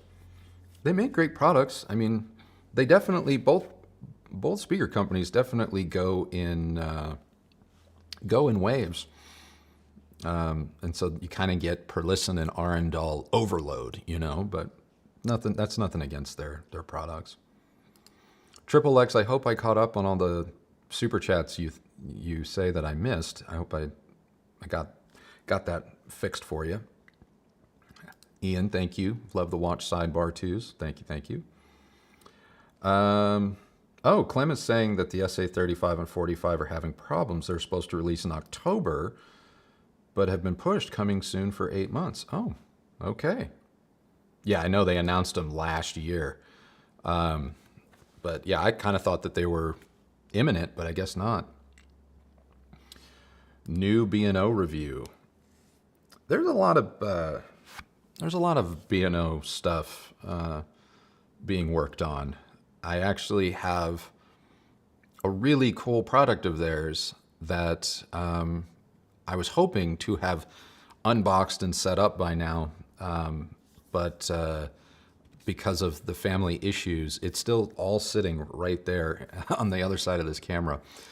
And hopefully, I'm going to be able to get to it in not too long, because I really want to play with it. I really do. But yeah, there's some stuff. There's some stuff. You know me. I enjoy their product line. I enjoy diving into all of the crazy and fun things that they're doing. So, yeah. Let's see here. Yes, Wire, that B&O over my shoulder is a fave. That's our A9. And yeah, I love that thing. You're going to hear a lot about the A9 this Sunday, because I'm reviewing a competitive speaker to the A9, or supposedly competitive speaker. I don't know. Everyone's idea of what is competitive may be different, but we put the A9 through a comparison this coming Sunday, and I think you guys are really going to get a kick out of it. Let's see.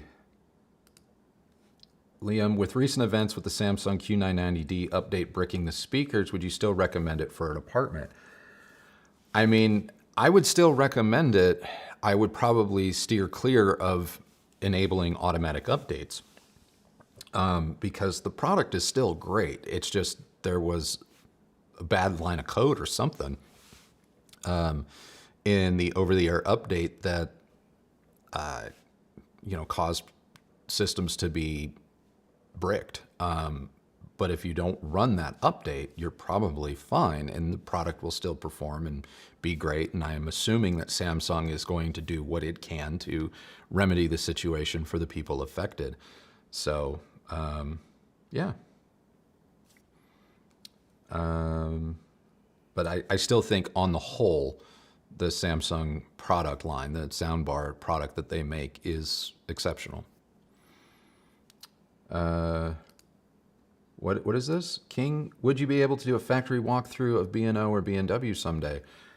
Again, this kind of takes me back to a previous conversation that we were having earlier.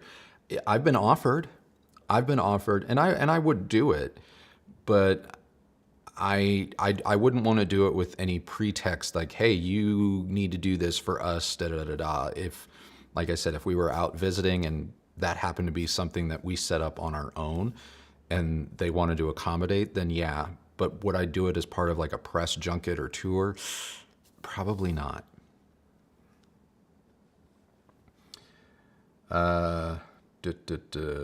Yeah. Is it the Marantz Horizon? We'll see. We'll see.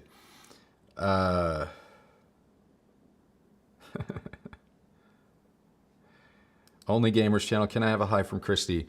Kristi is not physically here with me today. She is still back home, helping assist her parents as we sort of transition them into a new kind of stage of life. So I'm here at home base by myself, but we'll be rejoining her probably in the next couple of days. Yeah, she was here in the chat earlier, and I know she sends her best and thanks everyone for their support and their kindness. But it's just me today. Sorry. All right, let's see. Did I miss anything here?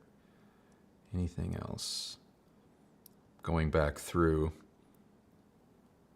I'm seeing all the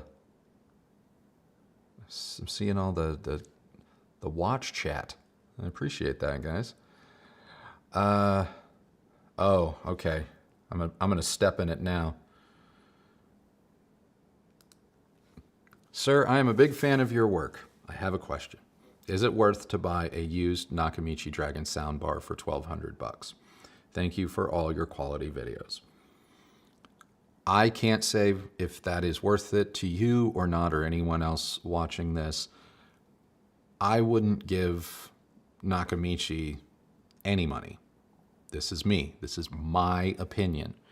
I wouldn't support or patronize that business to any dollar amount, given what they have put out there, what they have claimed, and then what they have failed to deliver, based on my personal experience. And these are things that I outlined in our review. So I can't say if everyone's going to feel the same way. Obviously, they won't, but that's just how I feel. To me, I didn't find the Dragon all that particularly special, and I definitely thought that it was odd that it kind of blatantly didn't actually live up to its own claims. And then when I tack on the fact that I was able to demonstrate these things in my review, and I was able to say, like, this is a problem, rather than be professional and, you know, address whatever and, you know, say, hey, we appreciate that, we're looking into it, we're going to fix that, blah, blah, blah. The brand took it upon themselves to kind of do everything in their power to disparage me, rather than say, hey, thanks for pointing that out, or, you know, that gives us something to work on for the future, or. And so I don't believe in supporting brands who operate that way, or who see that as being an acceptable way of communicating with their customer base, because I was a customer. I bought their product. That's just my personal feeling. I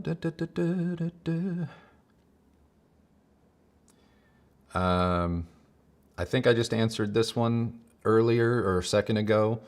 They are aware of it to the best of my knowledge, and I believe they've even taken the over-the-air update down, and then it's up to them. Like I said, I'm assuming Samsung is going to do what they can to remedy this situation for customers. I still think that the product is good. They just released a faulty firmware that had disastrous effects. And that's on them. That is their problem to fix, and I hope that they fix it. But prior to that, yes, the product was still very sound. Let's see. Is there ever going to be a dog in the family? We have a dog. We have Katie. She's just sleeping right over there. Let's see. Oh, here we go. Zydu Z3000 Pro is the best for home theater for me. Okay, hold on. I got to look that one up. Is that the one I have? I can't remember all these names. Zydew Z3000 Pro. Zydew 3000 Pro. Yep. Yeah, this is a great piece. This is a great piece for doing bit for bit streaming or making your own kind of kaleidoscape on a budget. Yeah, no, I have nothing negative to say about the Zydew. Ours has been pretty flawless. Dwayne saying hi from Alaska. From Alaska. Praying for you too. Wish I could stay, but I will catch up on the next stream. Just wanted to pop in. All the best to you, my friends. Thank you so much, Dwayne. I really appreciate that. I miss talking to you guys. I miss being able to hang out like this. So thank you. Thank you, thank you, thank you. This has been a lot of fun. Oh, I have the 8000. Sorry. I do. You're right. Right. I have the 8000. I have nothing bad to say about the Zydew 8000. Thank you for the correction. Thank you. See, you guys know what I have more than I do.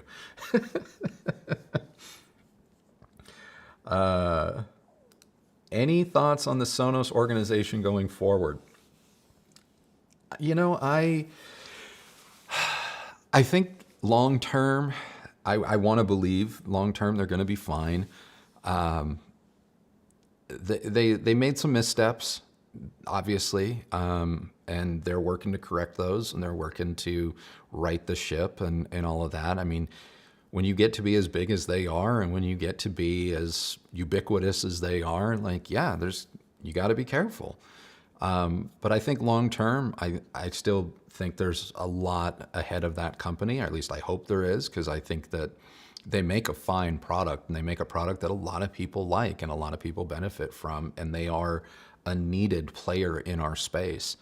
So I take no joy or pleasure when, I see people trying to dunk on Sonos or anything like that. It's like, you don't understand, if Sonos goes away, like, that's actually a net negative for our hobby. So we need everyone to stick around. We need everyone to do well and do better, and Sonos is just another example of that. So yeah. Let's see. Set up with long songs, keep up the great work. Watch from the UK. Hi Andrew. Seems to have gone quiet with B&W. Have you heard anything of troubles? Heard Massimo could sell it. I don't know anything officially, to be honest. I don't pretend to I've got the inside track. And it's no secret that Massimo's acquisition of Sound United by their then CEO, I think he's been ousted, was ill-advised, was not something that the board or Massimo as a company needed or really wanted to do. It didn't play out, I think, the way that they had maybe speculated it would. And so as a result, I think it's quite possible that Sound United could be sold. I don't believe that will be the demise of any other brands. I just think that if Massimo can find a buyer, I think they would happily let someone acquire the whole portfolio or pieces of the portfolio. And who knows? Has that happened? Is that happening? I don't know. Like I said, I'm not trying to insinuate insider information here. I'm just saying that, yeah, the Massimo Sound United relationship at this juncture does not seem to have gone according to plan. What that means beyond that, hard to say.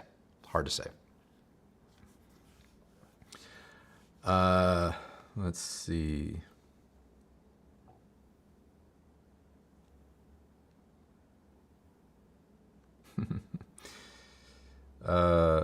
B&W will get bought by Bose. I personally, this is me personally, I would love to see B&W go back to being private, or I would love to see B&W, Rotel, and that group go back to being one and the same. I thought that was a really good partnership back in the day. This would be like 90s, early 2000s. I would like to see that. I think that would be good.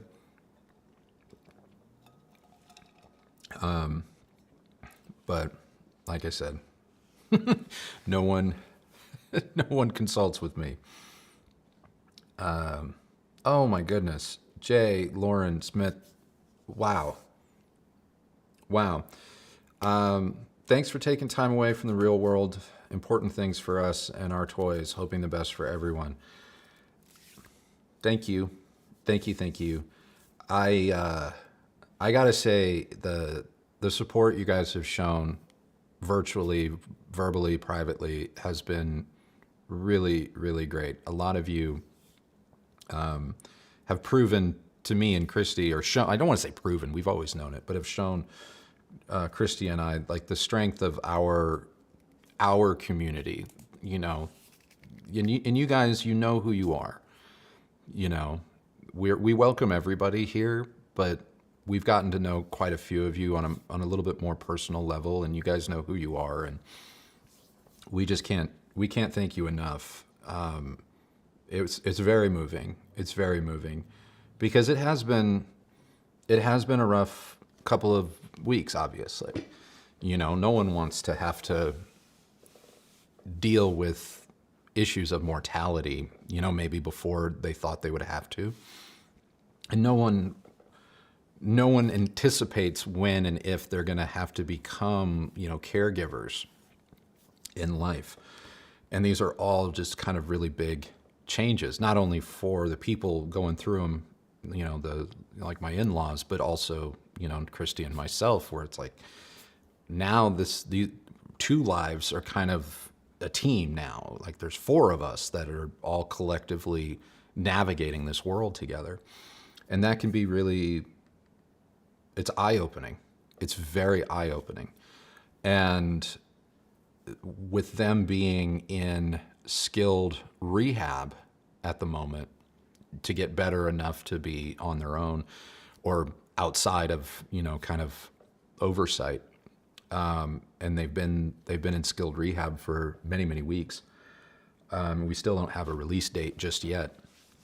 You know, I've gotten to meet not only the men and women that are caring for people like my in-laws, and just the enormous heart that and strength that it takes to work in the medical profession, especially in our country here in the United States. Like it's oh my God, like it's heartening. It's heroic what they do. It's a thankless job, especially when we're talking about care for our more elderly citizens. We're not doing enough.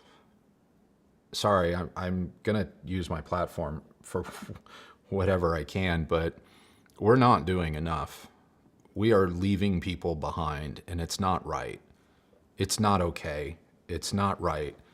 And I've just met so many incredible souls at these facilities, and they're all in different stages of life, and you could make the argument that some of them are in different stages of the end.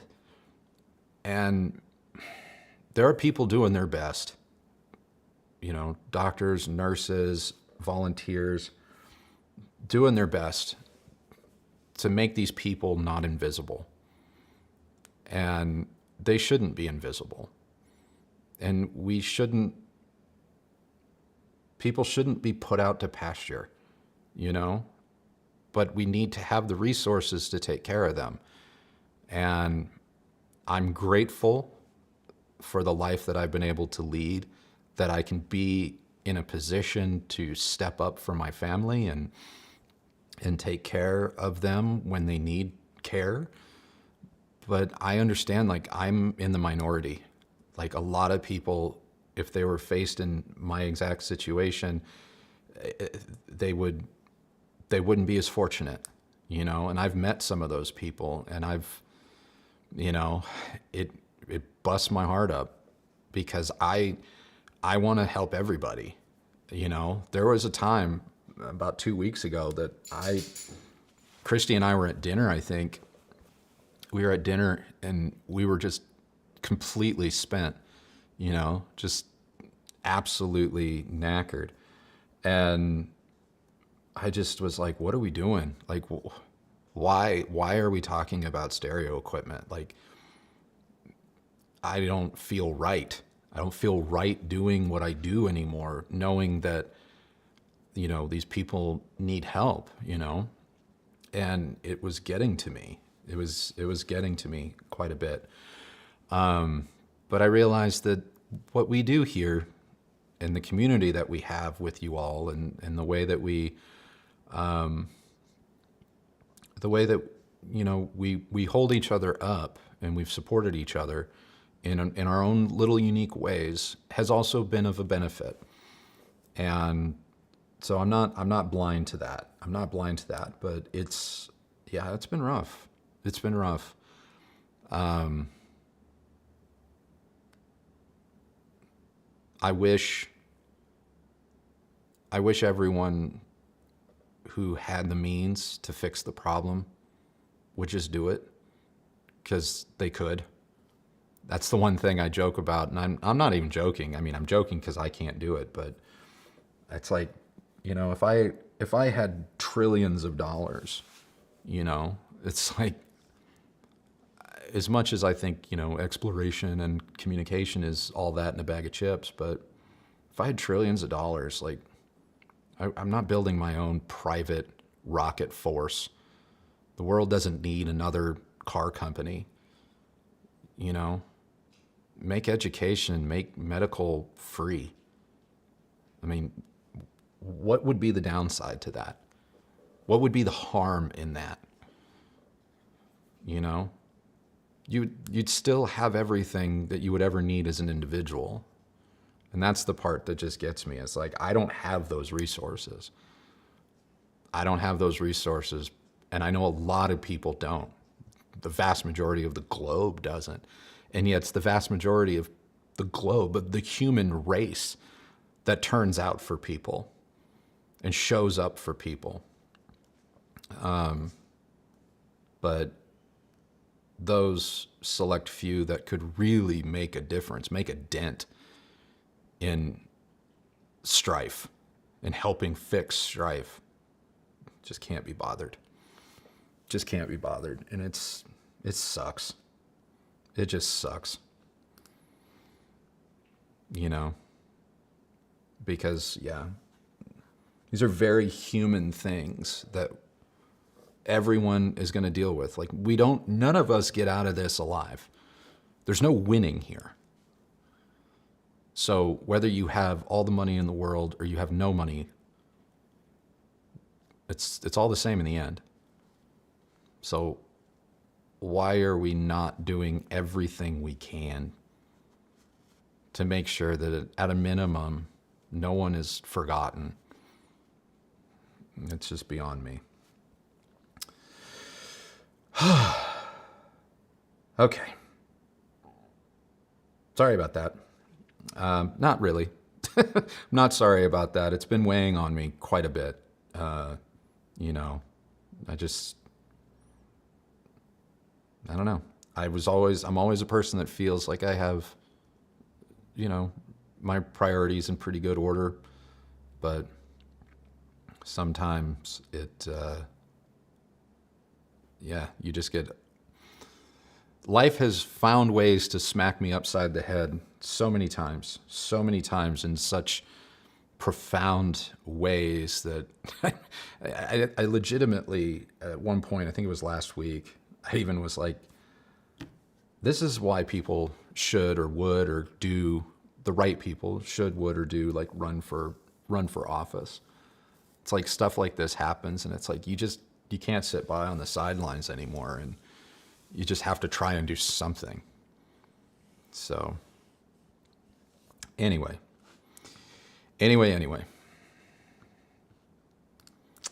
I saw some questions come off, so let's see here. Ryan, hey Andrew, big fan. Any gut feelings on the upcoming Emotiva Plus processors. Love their amps, been thinking about going full separates. I don't know anything about their quote plus processors. They must have maybe done a podcast or something announcing those while I was away or dealing with family or hospital stuff. So I don't know. Historically, you guys know I like the brand. I think they make a very quality, competent product at a good price, a good value. So as long as, the processor is sorted and doesn't have any software bugs, I would see no reason why a plus processor would be, something not worth taking a look at. Emotiva separates always, always, always seem to perform at a very high level for a fraction of what some other high level performing products cost. So I have no qualms about recommending them.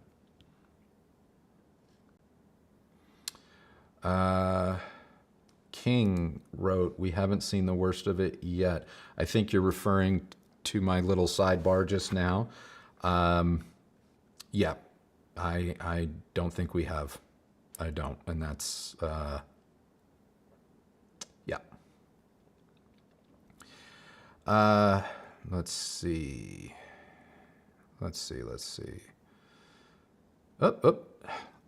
Oh, I was just catching up and I was following along and then it just jumped on me. Let's see.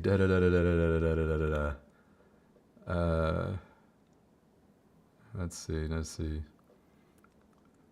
G4 that worked. Oh, here we go. Sorry. You're having to watch me scroll. That's so unprofessional. Can you review the CSS 1TDX? It's offered as finished or a kit for much less. It's compared to speakers 4x at price. May be great for us Carlonians. Can I review it? I could. At one point, I know that Kristi was talking with CSS, and then just life kind of happened and stuff came up. So that's on me. I'll have to look at it or look in it or look into it. Sorry, my brain. But yeah, that is something that I could do, but I don't have any current knowledge of it. But it's on my list of things to consider in this, this year. So, let's see.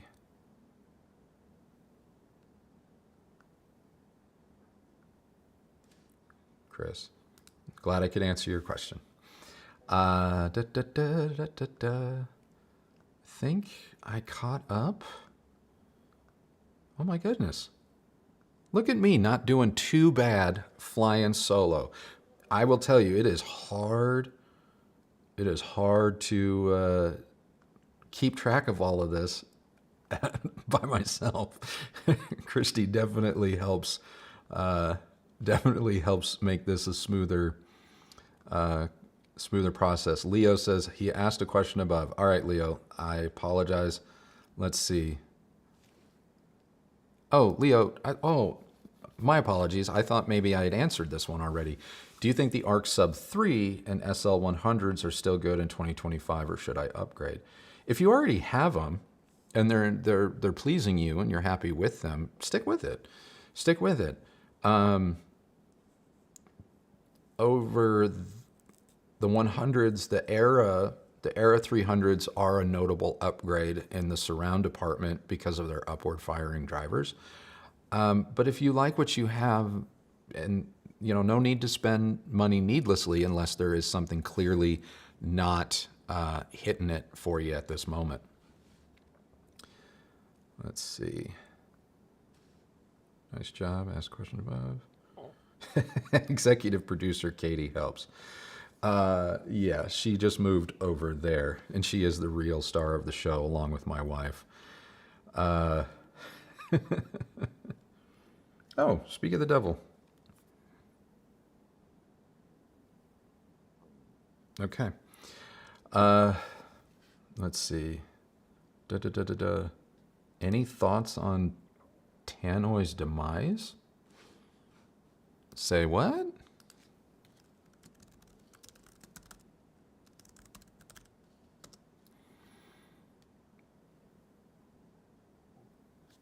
I didn't know that they were closing? I thought they were just shifting some of their manufacturing. You might have more information than me on that one. Apologies. I know that that brand has been mismanaged for some time, but that's a whole different story. But as far as demise, I was under the impression that some of their manufacturing was shifting, but I didn't know if that meant their demise. So I'm going to have to do some more research there. Oh, yes, that's what I mean, not they are closing. Okay. Again, Tannoy, boy, talk about a great, storied, iconic brand that's been kind of just swept up in poor management and ownership over the years. I obviously wish nothing but the best for every brand. I want everyone to succeed. But boy, that brand has been wildly mismanaged. But they make, historically, or at least decades past, they have made completely wonderful speakers. Wonderful speakers. So, oh. Hey guys, I'm loving my Klipsch 7s. Thank you for that review. Well, I love that. Love that, love that. Oh, here we go, Clem. Speaking of old brands we don't see, ever seen or heard of Ken Kressel's newish stuff after leaving M&K? I love old M&K. In fact, one of my best home theater experiences that I still kind of recall in my memory was Macintosh separates. And this was this is going back. This is like pre-Blu-ray, this DVD. Macintosh separates in an M&K 7.2 channel, Dolby Digital setup. Oh, wow, that was a slamming system. Oh, it was so good. So good. Yeah, they were fantastic. That system rocked. Absolutely rocked. But no, ever since then though, I have not heard M&K or Ken's new stuff. I haven't. Let's see.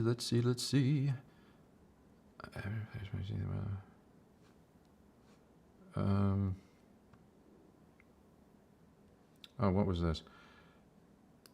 Your advice for floor standing speakers for $2,000 a pair for EDM house dubstep.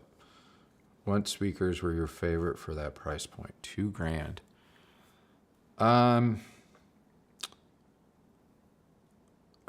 When I was listening to Enima on the new Kef Q Meta series, I don't know if those were $2,000 or not, but that sounded pretty darn good.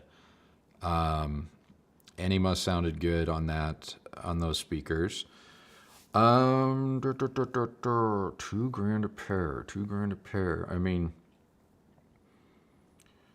if you can power them correctly, and you can feed them some juice and you can turn them up a little bit, Polk R700s definitely has the low end when powered correctly to make that type of music really hit. If you want something that's going to be a little bit more lively, club, fun, contrasty, 8000F Mark IIs from Klipsch definitely could do that.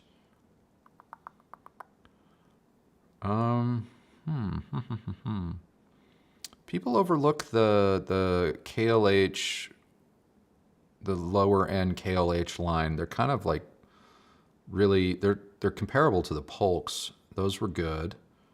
I want to say those were under $2,000 a pair. Decent bass. Yeah, there you go. There's some recommendations. Oh, thanks for your monitor audio reviews. Bought the 300s, 50s, and C250 silvers 2 years ago. Still happy with them. They sound great. Monitor audio silver line is fantastic. Absolutely fantastic. So, yeah, not surprised. Oh my goodness. Hello, Andrew. I hope you are feeling great. I'm very interested in buying JBL L100s, but I will use them in a room that measures 11 by 12. Do you think it's a good idea? Currently have Revel F36. Hold on. Revel F36. Which ones are these? Concerta. Okay.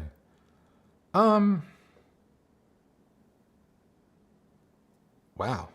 That's a great price. These are on sale. I mean, if you have the Revels in that room and it's working for you, you're happy with them. I don't know if you're going to necessarily have a huge improvement. You might get a little bit more bass extension. But on the whole, let's make no bones about it. Like, both speakers are kind of going to be voiced in a very similar fashion as to a degree. You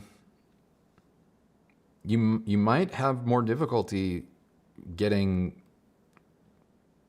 bass to be right in that small of a space with that larger driver from the L100.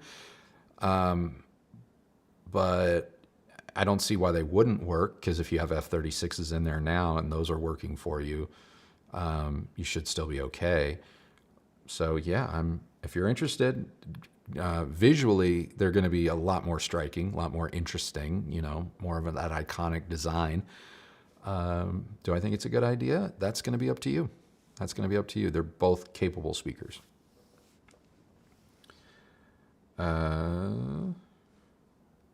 Slammin'. What are you, 40? What does that mean?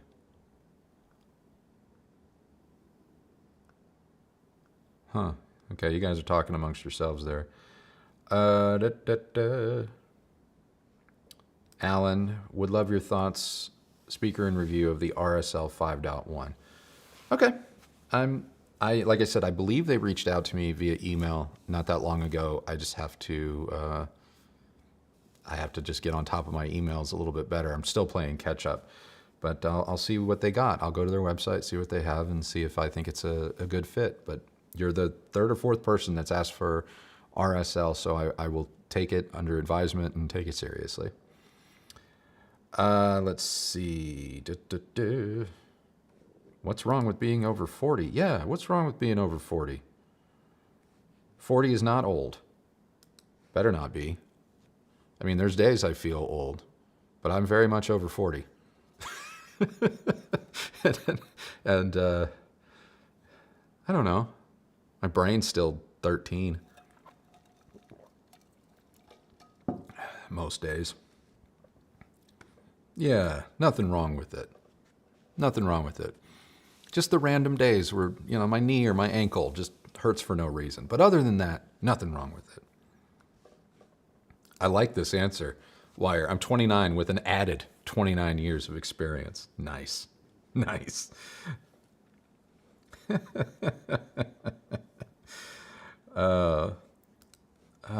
a Marantz Cinema 40 compare with the Cambridge CXA 81 for best audio listening? Yeah, I think so. I think so for sure. Yeah, I think they can go comparable. Whether or not one is demonstrably better than the other, that's going to be subjective. That's going to be up to the individual. Do I consider them comparable? Absolutely, I do. Absolutely.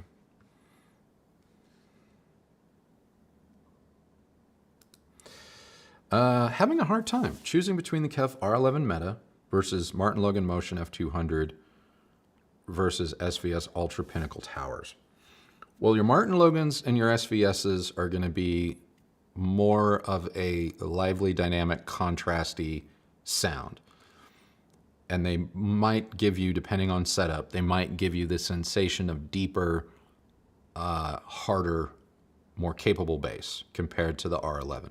The R11 is going to be one of those just very neutral speakers. You may find that while it's not fatiguing and then it's not this, like you may find that you're turning it up to get a sensation of something that you might be chasing.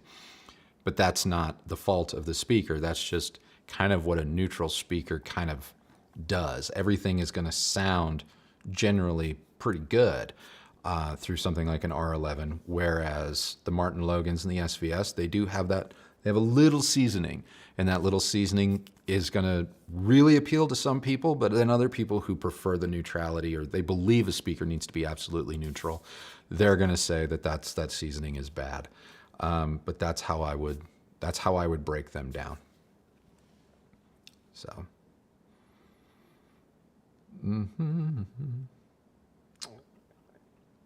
Let's see. Ooh, formation duos or Biolab 8s. Good question. Formation duo or Biolab 8s. Well, the formation duos are getting up there. And if you want the formation duos to take full advantage of everything like HDMI and whatnot, you need to get the formation brain or that little box, very similar to the new Bang & Olufsen, what's that thing called? Their little Apple TV device. Shoot, just fell out of my head. Not the Core, that's the old one. Anyway, very, very good. Both are great. The formation duos are going to play a little bit deeper on their own. The Biolab 8s have a startling amount of bass for the speaker that they are, but it's very obvious when the DSP inside of it starts to roll that bass off to keep the speaker from distorting, clipping, what have you. So the formation duos aren't going to really run into that. I personally, I couldn't part with the Biolab 8 review samples, so they are still here. And I enjoy that speaker very much. I really do love it. I use it as an AirPlay speaker, either for whole home audio, or I put them on either side of our television and Apple TV 4K AirPlay to a stereo pair of Biolab 8s. I can't express to you like how much I just love the simplicity of that. Formation duos can technically do that, but I don't believe, based on my experience, that they have done that as seamlessly or as smoothly as the new implementation of that type of technology inside the Biolab 8s. So that's my 2 cents. Oh, I'm glad that my question, thank you so much for your advice. I forgot to mention that I am just looking for more kick in the bass for rock and metal. Well, there you go. There you go. Then you probably need to be looking a little bit more at the Martin Logans or the SVSs. Let's see. Oh, what's this question? Have you ever looked at the Doak, is that how you say it? Doak audio tube equalizer? I use several of them between my processor and amplifiers. I haven't looked into it.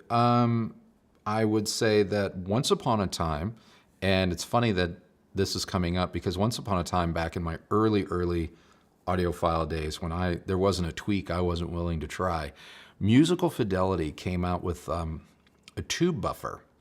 They had a line of like tube buffers, and I had those for a while, and I don't know if they did crazy things, but there were some times where I was like, yeah, they're doing something. But I don't know anything about these new tube audio equalizers or stuff like that. But I have used tube buffers, and oddly enough, I think Musical Fidelity is re-releasing those tube buffers in the not too distant future, if they haven't already. So, Dookie.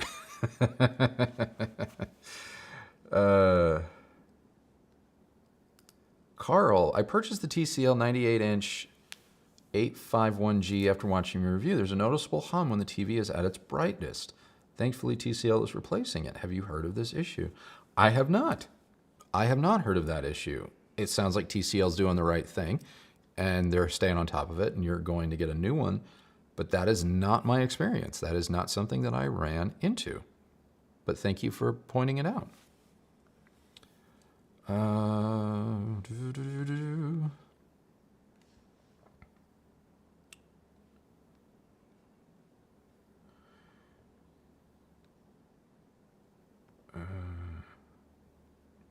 TCL is the best. They are the best. Ryan O, is it a good time to start collecting SACD? Boy, I would have said the good time to start collecting SACD was back when it was actually out. But yeah, I don't know. I mean, probably pick it up for way cheaper than it was. I don't know. SACD was one of those that I spent an inordinate amount of money on when it first dropped. SACD, DVD audio, the whole smash. Like I went so hard on physical media back in the day that a part of my acceptance of streaming and whatnot is the amount of times that I've re-upped on so many titles, music or movies, every time something has come about. And it's like, and now in the streaming world, I'm just like, just update the file. You know what I mean? It's like, oh, new file's out or whatever. Or I update like the Apple TV or whatever the next player is, and then it'll play the updated files, and I don't have to keep, you know, buying stuff. Like, I'm all in for remasters and new editions and whatnot. I get it, I do. But like, you know, I love David Fincher. Seven's one of my favorite movies, but I'm pretty sure I've bought that film more than 7 times at this point. So yeah, physical media and collecting stuff. Oh man, it's fallen by the wayside for me. Let's see. What's in the box? What's in the box? So funny story, because of this channel, and I don't know if this individual is watching live or not, so I'm not going to use names or anything like that, but because of this channel and a live stream that we did not too long ago, I was contacted by a gentleman inside the industry, if you will, Hollywood, and he said that he's friends with David Fincher, and that he played our live stream where apparently I was joking about David Fincher as a filmmaker, and he played it for David Fincher. And he wrote me an email about it and everything. I was like, oh, that is not, oh man, that is not what I would have wanted. But yeah. I have not had the good fortune. I've met quite a few people in and around Hollywood throughout my career, but I've not had the good fortune to meet David and sit down and pick his brain, or, you know, have a dinner or a glass of wine or something with him. So I hope I didn't burn that bridge by telling an anecdote or a joke, because David is one of the people that I would welcome the opportunity to speak to.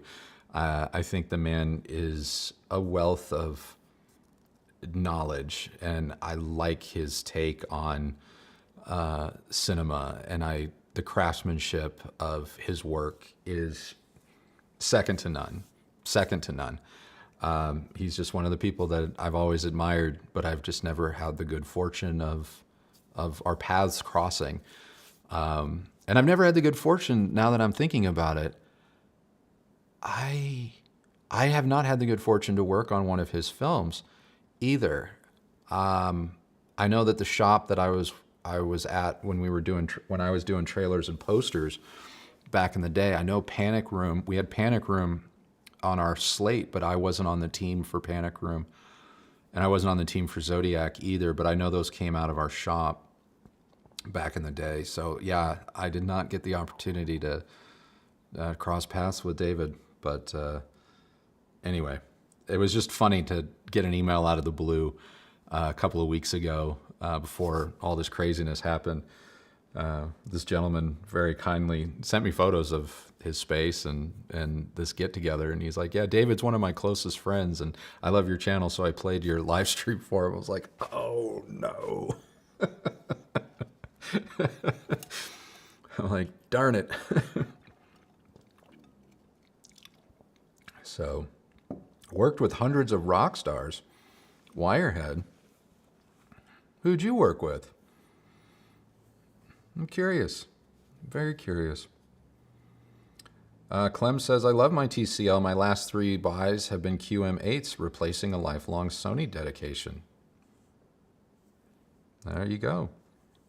Oh, here's a great question. Here you go. Do you have something that you regret not doing in the audio industry?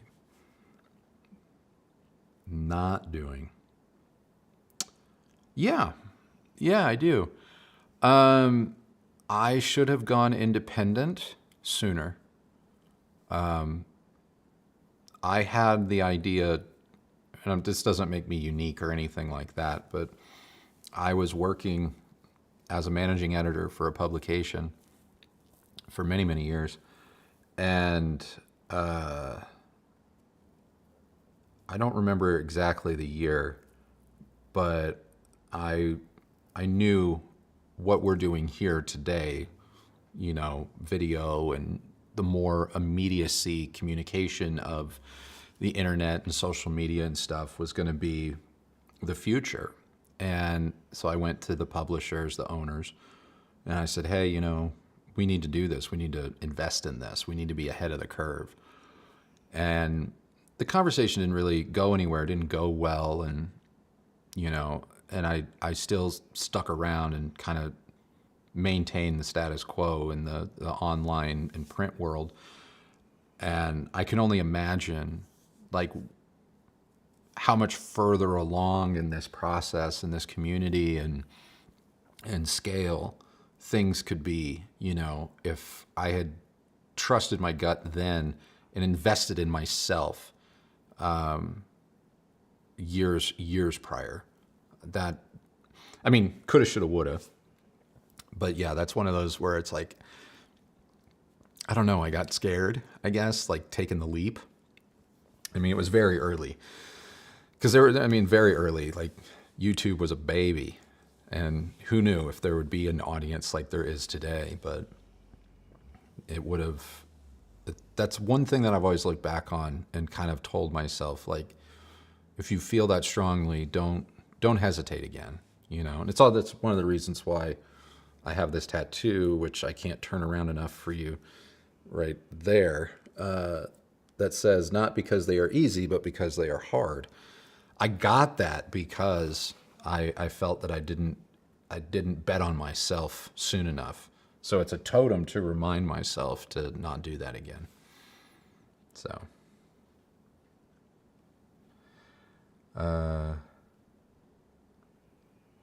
let's see.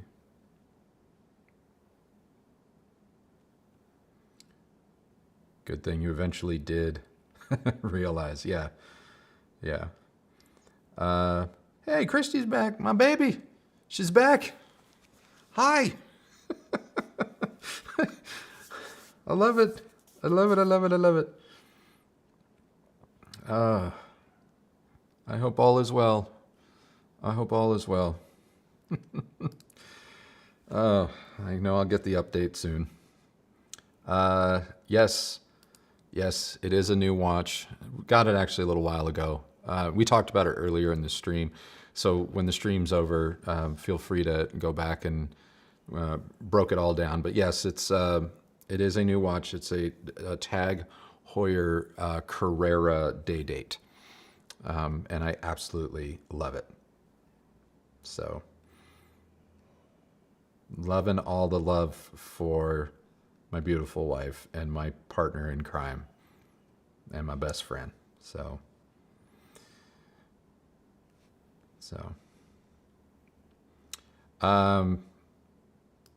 Paul, instead of buying that watch, you should have donated to a hospital. Paul, I bought this watch before any of the medical stuff went down. And as I said earlier in the stream, had I known that our world was going to go topsy-turvy within 2 weeks or so of buying the watch, obviously I would have had different priorities. But if I may, without being too personal or seeming defensive, your question, you actually don't know what I've done, and I don't care to share it with you as far as donations or commitments that I've made to people and their medical care. So I would just try and refrain from making judgments like that. It doesn't make people feel good, especially when they have no reason to feel bad about decisions that they've made, because you don't know what Kristi and I have done in the past 4 weeks to change everything about how we view our place in this world and life, and how we've restructured it to help others. So, but hey.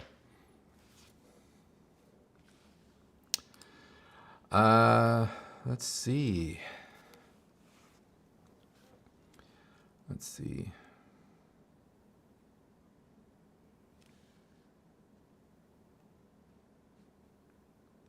Hey, Andrew, any music streamers that actually have Apple Music versus Apple AirPlay?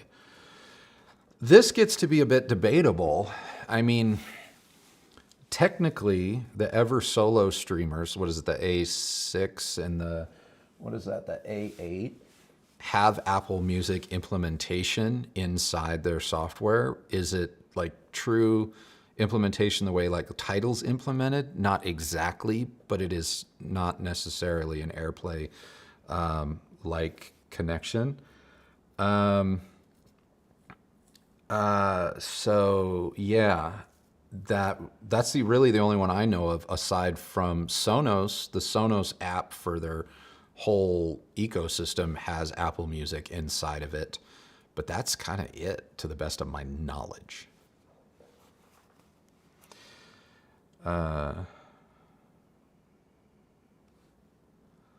Let's see. Oh, Christopher has kind of an answer for you as well. Android-based streamer like Eversolo, yes. Oh, Fios can load Apple Music. There you go. There you go. So yeah, I'm glad that I wasn't too far off. So let's see.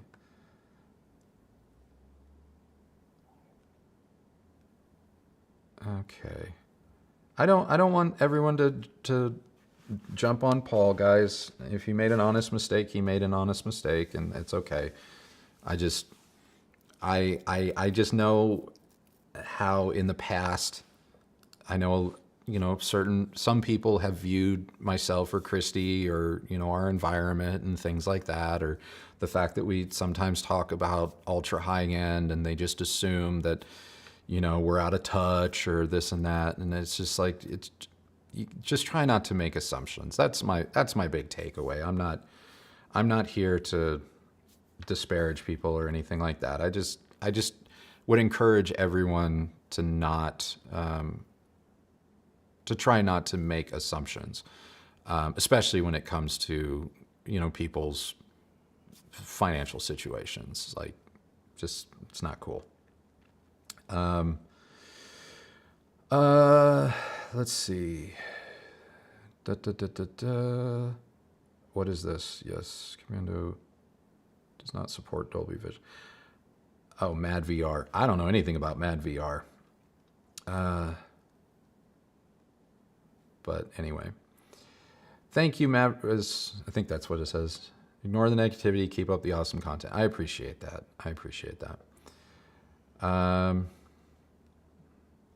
Let's see. Question. Oh, here we go. I am saving up for my next major upgrade and trying to decide if getting the Onkyo RZ30 over a new sub. I only have a Yamaha 5.1 AVR and an 8-inch sub, looking to be in the $1,200 range. I mean, if your speakers and your current speaker and subwoofers are still working for you, you like the sound of them, and they're not steering you wrong, but maybe your older Yamaha 5.1 AVR doesn't take advantage of maybe new formats and new things like that, then, you don't necessarily, you may not need a new sub, but you could take advantage of new formats, new connection options, better EQ possibilities and Dirac with the RZ30, and that may provide you with some decent returns on that investment. And right now the RZ30 I think is $899 or $999, somewhere in there. It's actually gotten a price decrease. One of the few things in this world that's getting a price decrease at the moment. So Nathaniel, take that for what it is, for grain of salt. But that's how I would look at it. Now, if you feel that no, the speakers are the sub, I need something more than that, then obviously my advice may shift a little. Let's see. Hey, Andrew, currently looking to upgrade my amp for 702 S3s, and I've gone down the John Curl Parasound rabbit hole. Is the JC line good? The Parasound Halo John Curl design line is fabulous. It's absolutely fabulous. I used to have several of those products. Now, granted, I have not had any of the Plus models. So I'm from the more original line, the A23, the P3, the A51, 52. I have not played with the Plus models, but I have no issues recommending anything from the John Curl Parasound Halo line. I think those have always been fabulous, fabulous products. So, Wandering Magoo. I have not heard the bigger bookshelf, but I am absolutely smitten kitten over the Nano. If you caught that review, not a lot of people did. We reviewed it just before everything went topsy-turvy, so if you missed that review, it's in our recently uploaded playlist. Go check out my review of the Nano, but I have no comparison with the bigger bookshelf, but I think the Nano is fabulous. Let's see. Oh, here we go. Jay Lauren, speaking of 8K, do you think internet connectivity will be able to keep up with the increased resolution demands for streaming? Which comes first, internet speed or resolution? I think I think the speed actually already exists. It's just not maybe as widely available as it needs to be for absolute adoption the way HD and 4K has. I think the speed exists because it really comes down to compression. So, it's just a matter of what level of compression will you have to employ in order to smoothly transmit 8K while simultaneously not degrading the quality too much to a visual degree. And it's the same story with 4K. It's been the same story with HD. It's all about compression. So I think that the infrastructure, the widespread, like gigabit Ethernet speed and all of that definitely needs to probably improve. But yeah, I think the technology, the capability is there. It's just not widespread.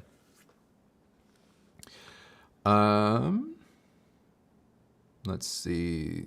Please, things have changed so much.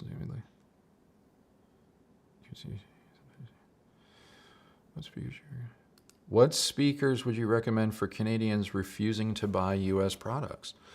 Well, you guys have a number of great brands up there in the Great White North, do you not? I mean, you got Paradigm, you got PSB. What? Not KLH, but what is that? Axiom? Aren't they Canadian? Axiom. I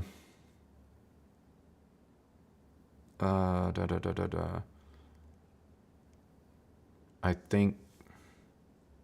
Yeah, I mean, there's a lot of options out there. Yeah, Canada is flush with speaker manufacturers. Yes, absolutely. Let's see. So yeah, there's some options. John, hey, only just tuned in. So good to see you back. Your reaction to Kristi has made us smile. burning question. Oh, this is a great question. Oh, were you Team Sega Genesis or Super NES? Oh, we're going to get into it now. I'm Sega. I was Sega all the way. First of all, I was not allowed to have a gaming console when I was a kid. I don't know why, because when I left home, both my younger brothers, like my parents bought them like every gaming console under the sun. I did not have my own gaming console until the Sony PlayStation, and I bought it. Like I went out of my way to get that, but I was in high school when the very first PlayStation came out. But my friends were all like super, you know, they had Nintendos, they had NES, and then they had Super NES, and you know, and Nintendo 64, and then I had another group of friends that had Sega Master System, then Genesis, and then Dreamcast. And I gotta tell you, man, I loved Sega games. I loved Sega. That Dreamcast blew my mind. And I know that's getting up there. That's a little bit newer, and it was meant to compete more with PlayStation. But yeah, I was a Sega kid. If I could have had a video game console coming up, I was a Sega kid. I loved Sega. So, oh, time for Super Ultra Blu-ray disc. Why stop there? Why stop there? I say we need Super Duper Ultra Premium Blu-ray mini disc, and then nano disc or something. Oh man. Let's see here. Oh no. I was getting caught up, and then it jumped again. Paradigm. Yeah, you guys, Axiom. Yes, Axiom is. There you go. Oh, please. Never gonna happen. Never gonna happen. Sega All In. Okay. When I was running wires behind walls for my AV-powered living room, I pulled my Sonos Arc Ultra plus Eras from the bedroom. That setup plus TruePlay was faster than wires plus Dirac. Why isn't there more of a powered speaker theater market outside of, say, B&O? Good question. But I think you're going to see much more of that market explode as things progress. You could argue that the soundbar market is huge, but people doing it at that higher level, don't sleep on Canvas. They're up to something. Another brand right down the road from Bang & Olufsen. They're up to something. They're doing some good things. Thoroughly enjoying that product. But yeah, you can do this now at an incredibly high level for less hassle. Incredibly high level for less hassle. I'm like, it's not a priority at the moment, but I'm like this close to revisiting the Bang & Olufsen Biosound Theater, which we've already reviewed, but I kind of want to get it back because now that I have the 8s, I want to test the wireless receiver functionality of that product, and that's not something that I tested when we had it. And I'm curious what that would be like, because a theater in the front with 8s as surrounds, or the theater as a center with 4 8s or 28s and 8s or 50s and 8s would just be insane. It would be insane, and it would not require much. I mean, it would require an investment in money, but as far as just like, oh, I gotta get this box and these wires, and it does away with all of that. So yeah, I'm with you, and thank you so much for your support. I really appreciate that. Sega for the win. Sega. Oh, Saturn. Yeah. Oh, yeah. You just triggered nostalgia for Andrew. Alfonso, hey, just got off work. Hope everything's better. Grab a coffee on me. Missed you guys. I will make sure, shout out to, oh, shoot. Okay. So we have been dealing with the medical stuff in and around the kind of Plano area. And there is a coffee shop in Plano, downtown Plano. Oh, is Kristi still here? I think she might have left. I think she might have had to run. But, 1418 Coffee Shop in Plano. It has been saving Kristi's butt and mine while we've been taking care of family. I don't know what it is about Texas. There ain't good coffee anywhere, but 1418, they've got it on lock. So shout out to the wonderful people over there that have been absolutely magnificent towards Kristi and myself, because she's in there every day. I was in there every day. They've been asking about our family. Big-hearted people over there. So love that, love that. And if you're into sushi, Kristi, if you're still there, I can look this up too. But if you're in the downtown, Old Town Plano area and you like sushi, please give, let me see, I'm going to look this up.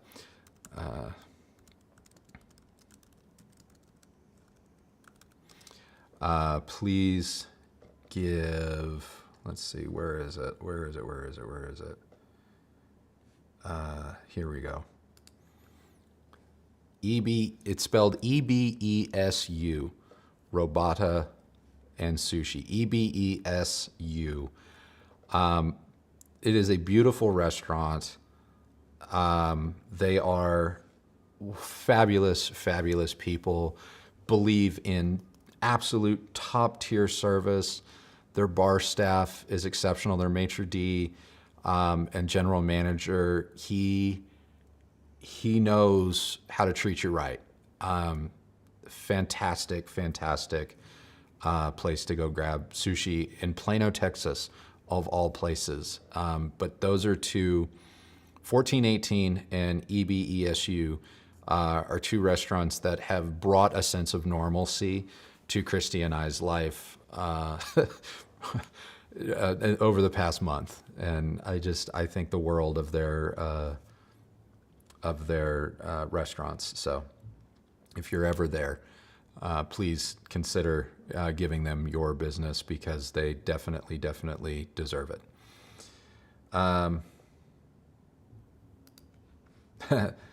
Chris writes, thank you, Andrew and Kristi. Heading off to work. Remember, hate is a waste of energy. All the best to you both. Thank you. I appreciate that. I'm hearing banging outside my window. So going to be in Midland in September. I have a pair of Kef R7s, pair with the Yamaha V6A. Okay, that's an AVR. They lack oomph for stereo listening, and I want to upgrade to an RZ50. Should I also be considering an amp like the Rotel? Well, the Rotel 1582 is an integrated. If you put Rotel on an R7 or any Kef product, you're gonna have a good time. You're gonna have a good time. If you want to do, you can use the RZ50's pre-outs and go to something like the Rotel stereo amp. That's not the integrated. Maybe that is the 1592, but I thought the 1582. Yeah, that would be awesome. If you don't want to spend that kind of money, you could do Emotiva XPA 2. Save yourself a little bit of cash there. But the Kefs like some current. They like some power. So Rotel and Kef is a great combo. But the Emotiva is another good option as well. 1582. Geez, I am tired.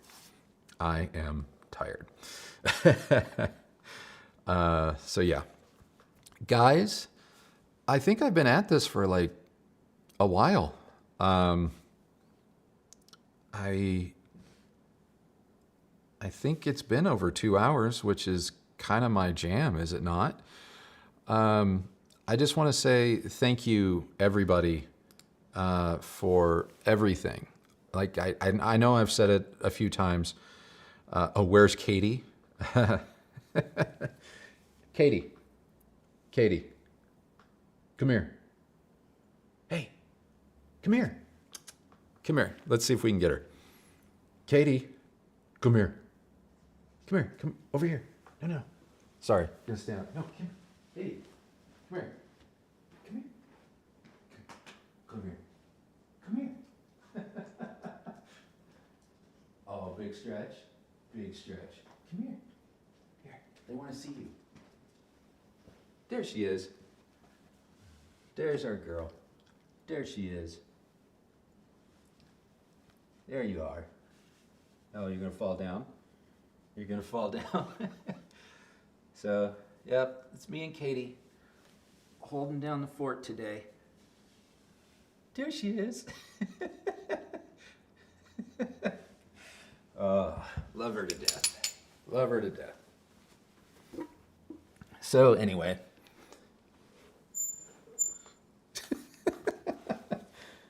You're on camera. You feel awkward? Okay, you don't have to stay there if you don't want to.